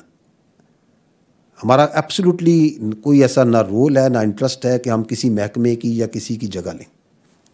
اور اگر آپ دیکھیں تو کیا یہ دوبارہ میں یہ پوچھوں گا, کیا جس طرح لاسٹ ٹائم وہ میں نے فوجی فاؤنڈیشن میں کہا کہ کیا یہ یونیک ہے؟ No, it is not unique to Pakistan. دنیا بھر میں حکومتیں جہاں ضرورت پڑتی ہے, جہاں سمجھتی ہیں, اپنی لا انفورسمنٹ ایجنسیز, اپنی افواج کی اگر کوئی کمپیٹنسیز ہیں جو اکانومی کو کنٹریبیوٹ کر سکتی ہیں, انہیں استعمال کرتی ہیں.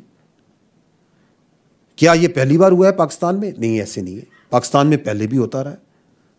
کئی حکومتوں نے فوج کو مختلف معاشی پروجیکٹس میں جو کہ عوام کی معیشت کو اور عوام کی جنرل ویل بینگ کو اور پراسپیرٹی کو کنٹریبیوٹ کرتے ہیں, ان کو استعمال کرتی رہی ہیں. دوبارہ فرق یہی ہے کہ وی لیو ان سچ اے ٹاکسک میڈیا انوائرمنٹ جہاں پہ جھوٹ اور پروپیگنڈا اتنا بڑھ گیا ہے کہ اس کے بارے میں طرح طرح کی بات چیت کی جاتی ہے کہ جیسے فوج ٹیک اوور کرنا چاہتی ہے, اپنی گورننس میں رول بڑھانا چاہتی ہے. Absolutely not. ہمیں تو اس سے چاہیے کہ جس طرح کی ہماری معیشت ہے کہ اس طرح کی لاحصل بحث میں پڑھنے کی بجائے مل جل کر آگے بڑھیں. دیکھیں, اگر ایک ادارہ ہے, سوال میں آپ سے کرتا ہوں, اگر ایک ادارہ ہے, اس کے پاس پاک فوج ہے اور پاک فوج کے پاس کوئی اس طرح کی صلاحیت, قابلیت اور اہلیت ہے جو کہ کنٹریبیوٹ کر سکتی ہے آج پاکستان کی اس اکانومی, اور حکومت چاہتی ہے, تو why army should not do it. عام فہم زبان میں اگر میں کہوں تو یہ ایسے ہے کہ آپ کے گھر میں اگر آگ لگی ہو تو آپ اسے یہ تو نہیں کہیں گے کہ تم آگ بجھانے کیوں آئے ہو. ہاں وہ ضرور کہے گا جس نے آگ لگائی ہے, اس کو یہ پرابلم ضرور ہوگا, وہ کہے گا ہاں تم کیوں آئے ہو آگ بجھانے کے لیے, میں نے تو آگ لگائی تھی. تو اس وقت جو سوال ہے وہ ہم تم کا نہیں ہے, اس کا سوال پاکستان کا ہے. ہم سب جو فوجی ہیں, یونیفارم جنہوں نے پہنا ہوا ہے, ہم فوجی ہونے سے پہلے پاکستان کے شہری بھی ہیں. تو that's our role in the SIFC.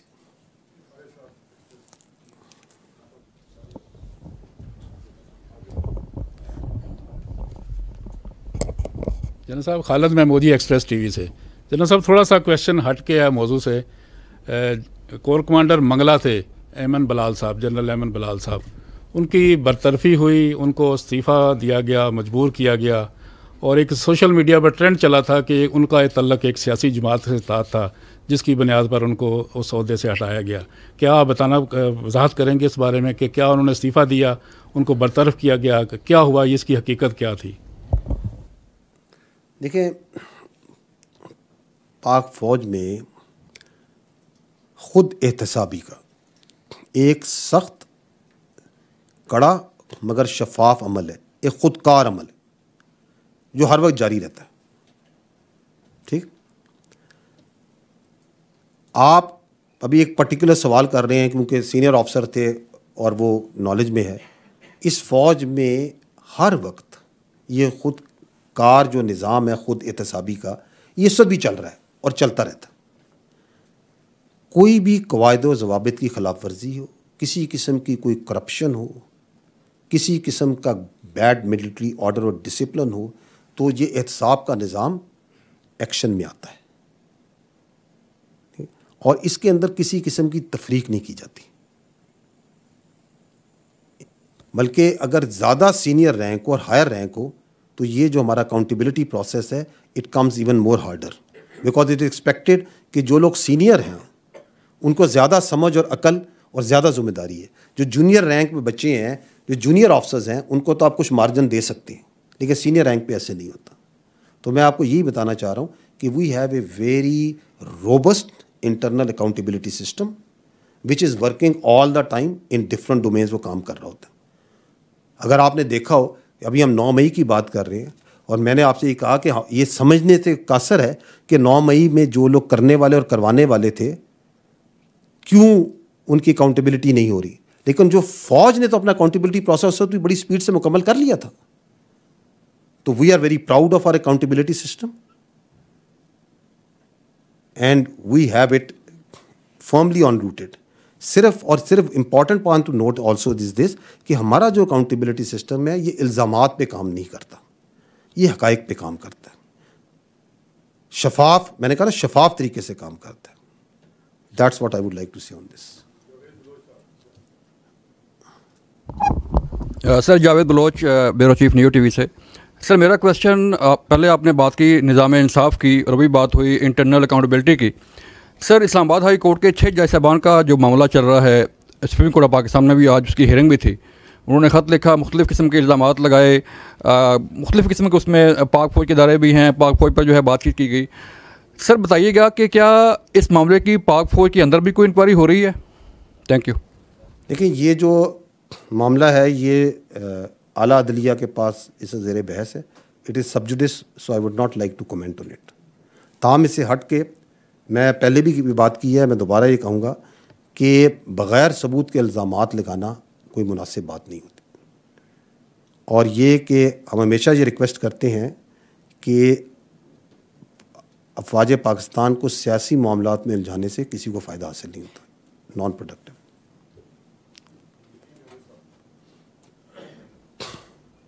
Thank you general صاحب. یہ بڑے عرصے سے یہ پروپیگنڈا کیا جا رہا ہے کہ پاکستان نے بلوچستان اور کے پی میں اپنے فوجی اڈے جو ہیں وہ امریکہ کے حوالے کر دیے ہیں یا کیے جا رہے ہیں. اس حوالے سے معاہدہ طے پا گیا اور ان اڈوں کے پاکستان میں کسی کو نہ کوئی اڈے دیے گئے ہیں نہ دیے جائیں گے. جی, period. Thank you so much.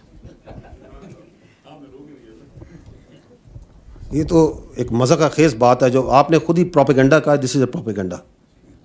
Sir Muhammad Imran, head of defence desk Suno news. Sir ابھی آپ نے اکاؤنٹیبلٹی کی بات کی، انٹرنل اکاؤنٹیبلٹی کی ایک پروسیس ہے جو چلتا رہتا ہے. ایک انکوائری اور انیشیٹ کی گئی تھی، وہ سابق D G I S I general Faiz کے خلاف، اور ایک جو ہاؤسنگ سوسائٹی تھی ان کے اس سارے معاملے کے اوپر. تو سر ذرا اس کا جو اب تک کا سٹیٹس ہے اس انکوائری کا، وہ ذرا کائنڈلی شیئر کر دیں. دیکھیں، میں نے آپ کو جیسے پہلے عرض کیا کہ ہمارا ایک سخت، کڑا اور شفاف اکاؤنٹیبلٹی پروسیس ہے وچ از آل دا ٹائم ان پلیس. یہ جو پرٹیکولر اکاؤنٹیبلٹی، یہ جو آپ نے انکوائری کی بات کی، سپریم کورٹ کے احکامات میں وزارت دفاع کی ہدایات کے مطابق سینئر لیول پہ ایک 2 اسٹار جنرل جو ہے اس انکوائری کر رہے ہیں. اور اس کا مقصد یہ ہے کہ الزامات تو ایک طرف ہوتے ہیں کہ اس کے حقائق تک پہنچنا ہے، اس کے محرکات اور حقائق تک پہنچنا ہے، to bring out the facts, اور اس پہ سفارشات مرتب ہوں گی. And that's how we operate in all inquiries, based on facts not allegations.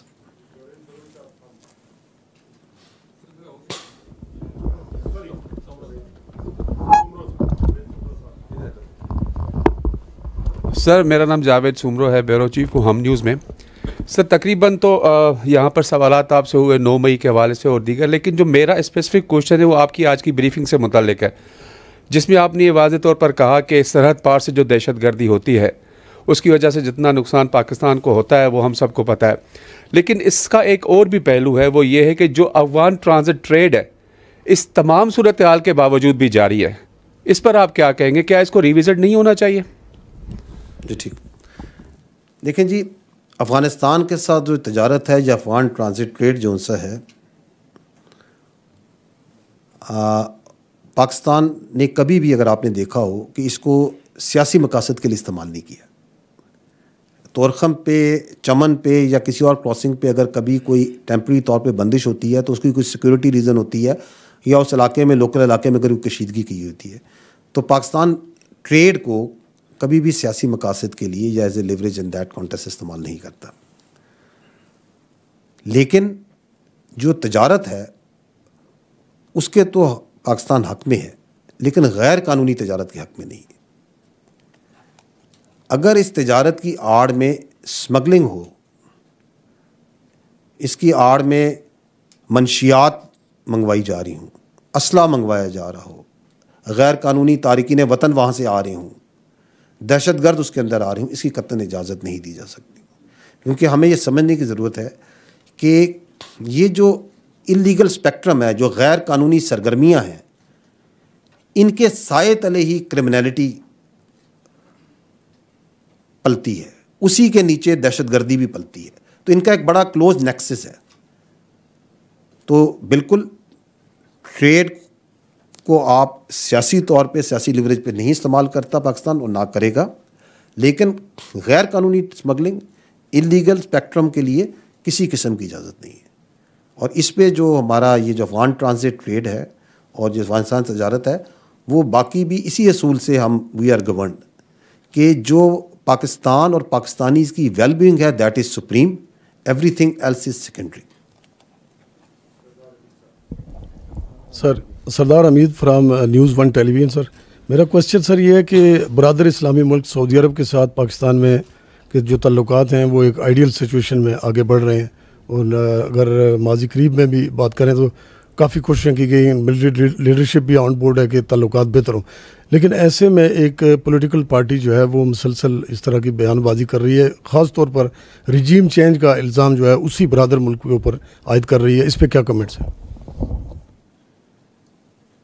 لیکن پہلے تو میں یہ عرض کرنا چاہوں گا کہ سعودی عرب کے ساتھ پاکستان کے بڑے دیرینہ، برادرانہ، محبت اور احترام والا رشتہ ہے. اور رائل ہائنس شہزادہ خالد بن سلمان جو ان سے ہیں، وہ 23 مارچ کی جو پریڈ تھی اس میں گیسٹ آف آنر کے بھی تشریف لائے، جو ہمارے لیے بڑے فخر کی اور عزت کی بات ہے. وزیر خارجہ جو ہیں اپنی ایک ہائی رکنی کمیٹی کے ساتھ، ڈیلیگیشن کے ساتھ آئے. سعودی ایک ہائی بزنس ڈیلیگیشن ابھی آیا ہوا تھا پاکستان، وزیر اعظم پاکستان دورہ ہوا، آرمی چیف کا دورہ ہوا. تو یہ تمام جو دورے ہیں، یہ روابط جو ان سے ہیں، یہ ان دیرینہ محبت اور احترام کے رشتوں کو مزید سولیڈیفائی کرتے ہیں. اور سعودی عرب اس وقت جو پاکستان کی معیشت ہے، اس دور میں، اس ٹائم میں جو اس میں انویسٹمنٹ کر رہا ہے، جو دلچسپی لے رہا ہے، جو مدد کر رہا ہے، اس کے اوپر آپ نے وزارت خارجہ کو، حکومت پاکستان کو، وزیر اعظم کو متعدد بار سن لیا ہوگا کہ پاکستان اس کے اوپر مشکور بھی ہے، پاکستان اس کو انڈرسٹینڈ بھی کرتا ہے. اور دفاعی طور پہ بھی ہمارے سعودی عرب کے ساتھ بڑے گہرے اور پرانے روابط ہیں سیکیورٹی ڈومین میں بھی، اور یہ مزید مضبوط ہو رہے ہیں. جہاں آپ نے یہ پرٹیکولر سوال کیا، یہ بہت افسوسناک ہے. میں نے ابھی تھوڑی دیر پہلے ذکر کیا تھا کہ پاکستان کا جو آئین ہے، اس کا آرٹیکل 19 بھی اس بات کی قطعاً اجازت نہیں دیتا کہ آپ فریڈم آف سپیچ کے پیچھے، اپنی اظہار رائے کے پیچھے چھپ کے دوستانہ ممالک کے تعلقات کو ڈیمیج کریں. تو یہ ایبسولوٹلی غلط ہے. لیکن اس کے آپ کو کانٹیکسٹ کو اگر سمجھیں تو یہ وہ مذموم سیاسی سوچ ہے جس کا میں ذکر کر رہا ہوں کہ ہم نہیں تو کچھ نہیں. یہ وہی سوچ ہے جو چاہتی نہیں کہ پاکستان معاشی طور پہ اپنے پیروں پہ کھڑا ہو. یہی جو سیاسی سوچ ہے، کیا انہوں نے آپ سب کے سامنے IMF کو لکھا نہیں کہ پاکستان کی جو امداد ہے اس کو مشروط کیا جائے، وہ نہ دی جائے تاکہ پاکستان دیوالیہ ہو جائے؟ کیا انہوں نے IMF کی بلڈنگ کے سامنے مظاہرے نہیں کیے، دنیا بھر نے نہیں دیکھے؟ کیا انہوں نے امریکہ میں لابنگ فرم رکھ کے امریکن سیاست پہ اثر انداز ہونے کی کوشش نہیں کی پاکستان پہ پابندیاں لگائی جائیں؟ تو جب وہ آپ کے دوست برادر ممالک کو، اور وہ بھی سعودی عرب جیسا ملک جس کے ساتھ میں نے کہا ہمارا ایک باقی رشتوں کے علاوہ ایک محبت احترام کا، ایک مذہب سے جڑا ہوا، ایک جذباتی لگا ہوا ہے اس ملک کے ساتھ ہمارا، اس طرح کی بات چیت کریں تو اس سے پتہ چلتا ہے کہ ان کے لیے کوئی حد نہیں رہی. وہ اس ملک کی کسی وجہ سے یہ چاہتے ہیں کہ یہ ملک معاشی طور پہ ہر لحاظ سے نیچے جائے، اور اس کے لیے کچھ کرنے کو اور کچھ بھی کہنے کو تیار ہے. افسوسناک، انتہائی افسوسناک.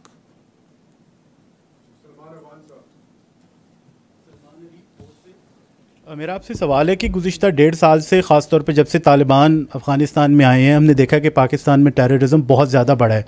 خاص طور پر آپ نے ذکر کیا بشام کے حملے کا کہ وہاں پر جو حملہ آور تھا وہ بھی افغانی تھا، جو گاڑی آئی وہ بھی افغانی تھی. تو یہ جو ہمارا بارڈر مینجمنٹ کا سسٹم ہے، جس میں ہم نے بہت لمبی چوڑی فینسنگ کی ہے، ہم نے فورٹس بنائے ہیں، ہم نے پوسٹ بنائی ہیں، تو اور آپ بتا رہے ہیں کہ جو بارڈر کراسنگ کا سسٹم ہے اس کو بھی ریگولرائز کیا گیا ہے. تو یہ سارا سسٹم جو ہے کیا کام نہیں کر رہا؟ اس میں فلاز ہیں یا ہمارا سسٹم جو ہے کچھ ابھی اس کو مزید اپ گریڈ ہونا ہے؟ تو جو بارڈر مینجمنٹ کا سسٹم ہے، جو فینسنگ ہے، یہ ٹیررسٹ کو، انفلٹریشن کو کیوں نہیں روکنے پا رہی؟ اور دوسرا آپ نے بات کی تھی 9 مئی کے کانٹیکس کے اندر کہ جو ایک مخصوص سیاسی ٹولہ ہے اس کو شے ملتی گئی، پارلیمنٹ پہ حملہ ہوا، سپریم کورٹ پہ حملہ ہوا، PTV پہ حملہ ہوا، اور پھر ہوتے ہوتے 9 مئی ہو گیا. آپ نے شے دینے کا ذکر کیا، تو اگر جوڈیشل کمیشن بنتا ہے تو آپ آئیڈینٹیفائی کریں گے کہ وہ شے دینے والے کون تھے، اور شے دینے والوں کو بھی کیا سزا ہونی چاہیے؟ Thank you. Let me first come to the Afghan, جو آپ نے بات کی بارڈر پہ ٹیررزم کیوں بڑھ رہی ہے. دیکھیں، پاکستان اور افغانستان کی جو سرحد ہے یہ 2611 کلومیٹر پہ محیط ہے. یہ بڑی ایک دشوار گزار ٹیرین ہے، اور ملٹیپل بالاند و بالا پہاڑ بھی ہیں، نالے بھی ہیں، گارجز بھی ہیں، اس کے اندر میدان بھی ہیں. اور اس کے اوپر حکومت پاکستان نے، فوج پاکستان نے بڑی یہ قابل ستائش ہے کہ اپنے وسائل سے اس کے اوپر باڑ لگائی، اور اس پہ ابھی ایک جو قلعے جو میں نے آپ کو اپڈیٹ دیا وہ بھی مناسب فاصلوں پہ موجود ہیں. اور اس کی جو ڈویڈنڈز ہیں وہ یقیناً لیے جا رہے ہیں، because that helps to control the movement also. آپ کو میں نے جس طرح بتایا کہ کچھ عرصہ پہلے افغان جو ٹیررسٹ آئے تو جب وہ باڑ کو کاٹ رہے تھے تو دیور انگیجڈ، اور وہ وہاں پہ دہشت گرد جو ان سے ساتھ جو ان سے وہ ادھر ہی انگیج ہوئے اور مارے گئے، بیکاز وہ ایک بیریئر بن جاتا ہے. پرابلم یہ ہے کہ افغانستان کی طرف سے، جیسے آپ نے خود بھی کہا کہ جب سے انخلا ہوا ہے نیٹو فورسز کا وہاں پہ جو ٹی ٹی پی کو فیسیلیٹیشن ہے, ٹیررزم فیسیلیٹیشن ہے, بڑھتی جا رہی ہے. تو that is why more and more وہاں پہ جو ہے وہ تشکیلیں جو سی آتی ہیں. لیکن بارڈر مینجمنٹ جو سی ہے نا, اگر آپ یہ دیکھیں کہ کسی بھی دو ممالک میں یہ کبھی بھی فول پروف نہیں ہو سکتی. آپ امریکہ اور میکسیکو کی اگزامپل لے لیں. امریکہ کے پاس تمام وسائل ہیں, ٹیکنالوجی ہے, لیکن سٹل جو ان کا بارڈر ہے اس کو وہ یہ نہیں, وہ خود بھی کلیم نہیں کرتے کہ وہ جو ہے وہاں پہ کوئی اللیگل کراسنگ یا موومنٹ نہیں ہوتی یا کوئی اسمگلنگ نہیں ہوتی. ٹھیک, تو یہ ضروری نہیں کہ you have all you put the walls also, اور آپ نے وال بھی کھڑی کر دی, آپ نے ٹیکنالوجی بھی ساری لگا دی, ساری مانیٹرنگ بھی لگا دی, سینسرز بھی لگا دیے, تو پھر بھی موومنٹ اللیگل ہوتی ہے. دوسرا یہ ہوتا ہے کہ جو بارڈر ہوتا ہے یہ اس کی مینجمنٹ میوچل ہوتی ہے, دو یک طرفہ نہیں, یہ دو طرفہ ہوتی ہے. دونوں ممالک کے درمیان جو بارڈر ہوتا ہے وہ both have to invest themselves, اور بوتھ کی کمٹمنٹ ہونی چاہیے کہ اس بارڈر کو کی سینٹٹی جو ہے اس کو ہم برقرار رکھیں گے, وہاں پہ اسمگلنگ نہیں ہونے دیں گے, وہاں پہ اللیگل موومنٹ نہیں ہونے دیں گے, صرف کراسنگ پوائنٹ سے ہی ہیلپ ہوگی. جبکہ پاکستان تو ایک طرف اس میں بھرپور کوشش کر رہا ہے اپنے وسائل کے مطابق, لیکن دوسری سائڈ پہ اس طرح نظر نہیں آ رہا. بلکہ انفارچونیٹلی کبھی کبھار تو شواہد ملتے ہیں کہ وہاں سے اسمگلنگ کو اور جو دہشت گردان کو فیسیلیٹیٹ کیا جاتا ہے موو کرانے میں. اور تیسرا جو ایشو ہے وہ یہ ہے کہ دیکھیں, other then this border there are crossing points. Decade سے جو ہمارا اور افغانستان کا جو موومنٹ کا طریقہ تھا وہ انفارمل تھا. یہ اب سیکورٹی ایجنسیز نے اور حکومت نے جو سا ہے بڑا فرملی اس کے اوپر جو دنیا کا مروجہ طریقہ ہے پاسپورٹ کا, ویزا کا, ون ڈاکومنٹ رجیم, اس کو لاگو کیا ہے. دوسری طرف سے اس پہ تحفظات ہیں افغان عبوری حکومت کی طرف سے, لیکن ہمارا پوائنٹ یہ ہے کہ یہ this has to be as per جس طرح پوری دنیا کے بارڈرز میں ہوتا ہے. ہم نے اس کو ایک نارمل بارڈر بنانا ہے. یہ تو نہیں کہ کوئی آ جائے ادھر اور بعد میں وہ علاج کے لیے آئے اور بعد میں پتہ ہی نہیں چلا وہ کدھر چلا گیا, یا وہ کسی اور وجہ سے آئے اور کوئی پتہ ہی نہیں کہاں چلا گیا. تو پاسپورٹ ہونا چاہیے, اس پہ ایمبیسی میں جس طرح ویزا لگتا ہے اس کی وجوہات ہونی چاہیے, کیوں ویزا لگنا ہے, کتنے دنوں کا لگنا ہے. تو دیٹ ون ڈاکومنٹ رجیم جو ہے وہ بڑا امپورٹنٹ ہے پلیس کرنا, اور وہ پلیس کیا جا چکا ہے, اور بتدریج اس نظام کو امپروو بھی کیا جا رہا ہے. اینڈ اندر ریزن از کہ دیکھیں پاکستان میں افغانیوں کی ایک بہت بڑی تعداد آلریڈی موجود ہے. میں نے آپ کو فگر دیا کہ جب سے یہ سیکورٹی ایجنسیز نے اور حکومت نے یہ مہم چلائی کہ اللیگل افغانس کو نکالیں, تو اس کے بعد سے ہم تقریباً 5,63,000 سے زائد افغانیز کو وہاں سے جا چکے ہیں, پاکستان جا چکے ہیں, لیکن ابھی بھی لاکھوں کی تعداد میں یہاں موجود ہیں. پروف آف وہ ریزیڈنس ہے, افغان سٹیزن شپ اسٹیٹس ہے, مختلف اسٹیٹس میں اللیگل بھی ابھی موجود ہیں. تو یہ اس کے اوپر بھی جو سا ہے ان کے سرویز ویئر آر دے, اور وہ کسی اور ملک کی طرح نہیں یہاں پہ پھیلے ہوئے ہیں, مختلف شہروں میں پھیلے ہوئے ہیں. So there are multiple issues. It's not so simple کہ جی آپ نے ایک باڑ لگا دی تو ابھی جو سی ہے کراس بارڈر موومنٹ رک جانی چاہیے, اور کیوں آ رہی ہے. باڑ بالکل اپنے بڑے فائدے دے رہی ہے, اور اس کی وجہ سے آپ کی یہ جو کراس بارڈر موومنٹ ہے بڑی چیک ہوتی ہے, بڑی ریگولیٹ ہوتی ہے, اور اس سے ہماری انگیجمنٹ ان کے ساتھ بہت اچھی, جو دہشت گرد جو اللیگل آتے ہیں. اور اسمگلنگ کے اندر بھی آپ دیکھیں اسی باڑ کی وجہ سے ہی تو ہے کہ آپ دیکھیں کتنی اسمگلنگ کے اوپر جب اینٹی اسمگلنگ ڈرائیو ہوئی تو کتنی زیادہ اس میں وہ کامیابی بھی ملی ہے لا انفورسمنٹ ایجنسیز کو قانون نافذ کرنے والوں. ٹھیک, تو آپ کا دوسرا سوال جو سا تھا کہ جوڈیشل کمیشن بنتا ہے, تو یہ مفروضوں پہ سوال ہے. جوڈیشل کمیشن بنتا ہے, اس کے ٹی او آرز کیا ہوتے ہیں, کیا مینڈیٹ بنتا ہے. میں نے تو آپ سے عرض کی کہ ہم یہ چاہتے ہیں کہ اگر پہلی بات تو یہ ہے کہ یہ چیز تو جو 9 مئی کا ہوا وہ تو روز روشن کی طرح آیا ہے. کیسے ہوا, کیسے کروایا گیا, اس دن کیا ہوا. آپ کو میں نے یہ بھی کہا کہ جو باقی ممالک میں اس طرح کے واقعات ہوتے ہیں تو ان کو اس طرح لمبا نہیں کھیلا جاتا, وہاں پہ کمیشن یا بحث مباحثے نہیں پڑ جاتے. آپ کے سامنے ہے, ملزمان ہے, جو آپ کا ایگزسٹنگ کرمنل سسٹم ہے اور جو آپ کا ایگزسٹنگ جو پروسیکیوشن سسٹم ہے اس میں ان کو پروسیکیوٹ کریں, آئین اور قانون کے مطابق سزائیں دیں اور آگے بڑھیں. اس میں ابہام کیا, اگر جوڈیشل کمیشن بنانا ہے تو پھر اس چیز پہ بنائیں کہ یہ دن ہم پہنچے کیوں ادھر, یہ ہو کیسے گیا, یہ بڑی یونیک چیز ہے. دنیا میں کس ملک میں ہوا؟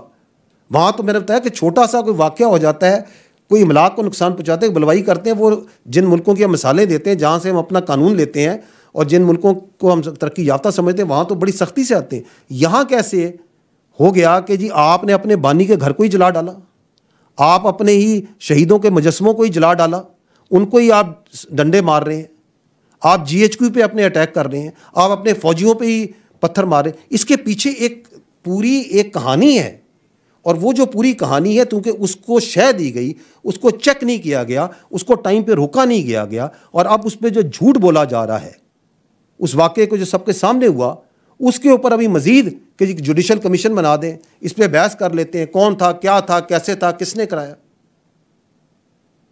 تو میں تو یہ عرض کر رہا ہوں کہ اس کا کوئی فائدہ نہیں ہے. لیکن اگر بنانا ہے then go back, then find out کہ یہ کس طریقے سے یہ برائی یہاں تک کیسے پہنچی.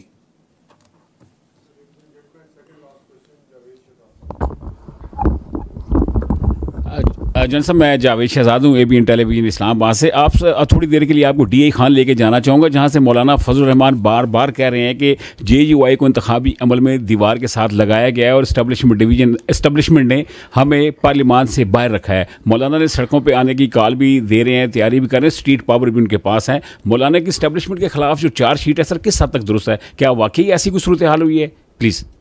میں آئی تھنک کہ پارشلی اس کویشچن کا جواب دے چکا ہوں جہاں پہ یہ کہا گیا کہ 8 فروری کے اندر کہا گیا ہے کہ الیکشن میں ریگنگ ہوئی. تو میں نے آپ کو بتایا ہے کہ فوج کا جو رول ہے, کیونکہ میں فوج کی طرف سے ہی جواب دے سکتا ہوں, میں یہ بتا رہا ہوں کہ فوج کا جو رول تھا 8 فروری کو جنرل الیکشن 2024 میں, وہ سیکیورٹی, سیکیور انوائرمنٹ قانون نافذ کرنے والے اداروں کے ساتھ مل کے پرووائڈ ہونے تک تھا, اس سے زیادہ نہیں تھا, ایز پر دی مینڈیٹ جو کہ دیا گیا الیکشن کمیشن پہ. اور جو لوگ اس کے بارے میں سیاسی مداخلت کے الزامات لگاتے ہیں بغیر کسی ثبوت کے, اور لگا رہے ہیں تواتر سے لگا رہے ہیں, ان سے ہم یہی درخواست کرتے ہیں کہ وہ یہ ثبوت لے کے متعلقہ قانونی اور آئینی اداروں کے سامنے آئیں اور پیش کریں. اور ہم الزام کا جواب الزام تراشی سے نہیں دینا چاہ رہے. جہاں تک امن و امان کی بات ہے, جہاں تک یہ بات ہے کہ جی طاقت کے زور کے اوپر سیاسی مضمون مقاصد حاصل کیے جائیں گے, تو اس پہ آئی تھنک ریاست از ایبسلیوٹلی کلیئر. کسی کو پاکستان کے ترقی کے راستے میں آنے کی اجازت نہیں دی جا سکتی. کسی کو امن کو, پیس کو, پبلک لا اینڈ آرڈر کو خراب کرنے کی اجازت نہیں دی جا سکتی.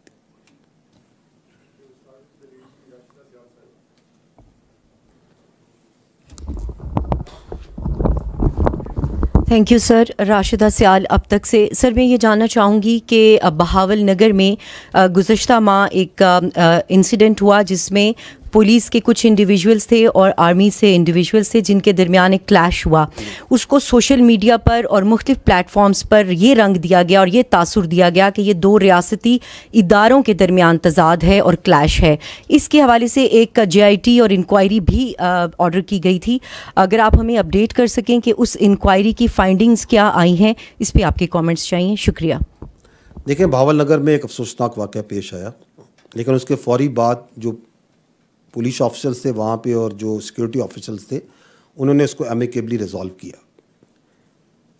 یہ واقعہ, یہ جو آپ سوال کر رہی ہیں, اس کی وجہ یہ ہے کہ اس واقعے پہ ایک پروپیگنڈا کیا گیا, اس پہ بہت سا جھوٹ ڈالا گیا, and that is part of the on going ایک جو پیٹرن بن چکا ہے کہ فوج سے ریلیٹڈ کوئی واقعہ ہو جائے تو اس پہ پروپیگنڈا کرو, اس پہ جھوٹ کرو اور اس پہ بدنام کرو. اس طرح تو that is why it became so much hype. Punjab حکومت نے اس پہ امیجیٹلی ایک, جس طرح آپ نے خود ذکر کیا کہ ایک پولیس آفیشلز پہ, سیکورٹی آفیسرز پر مشتمل ایک مشترکہ تحقیقات کا آغاز کر دیا ہے تاکہ حقائق سامنے آئیں اور جو ذمہ دار ہیں ان کا تعین کیا جائے, اور وہ پنجاب حکومت ہی اس سے آگاہ کر سکتی ہے کہ وہ تحقیقات اور اس کے حقائق کی طرف سے. جو point important to understand here is کہ دیکھیں, جو یہ دہشت گردی کے خلاف اور انلیگل اسپیکٹرم کے خلاف جو یہ جنگ پاکستان لڑ رہا ہے, اور کوئی سالوں سے نہیں اب دہائیوں سے لڑ رہا ہے, اس میں فوج کے ساتھ قانون نافذ کرنے والے اداروں میں پولیس کا ایک بڑا اہم رول ہے, اور پولیس فوج کے ساتھ شانہ بشانہ کھڑے ہو کے وہ یہ جنگ لڑ رہی ہے. ان کی بہت قربانیاں ہیں. وہ فرسٹ لائن ہے جو کہ گلیوں میں محلوں میں کرمنل مافیا کے اگینسٹ, دہشت گردی کے اگینسٹ کھڑی ہوتی ہے. آپ ادھر سے جائیں پنڈی میں تو آپ کو شہدائے پولیس کی ایک لائن نظر آتی ہے دیواروں پہ لگی ہوئی. تو یہ جو ملک دشمن عناصر ہیں یہ ہمیشہ سے اس کوشش میں ہوتے ہیں کہ افواج پاکستان اور قانون نافذ کرنے والوں میں رخنا اور دراڑ ڈالی جائے. And they are on look out for such small events. تو ایونٹ تھا افسوسناک, it was resolved in a very amicable manner. اس کی انکوائری ہو رہی ہے تاکہ فیکٹس بھی ہوں, ذمہ داران کا تعین بھی ہو.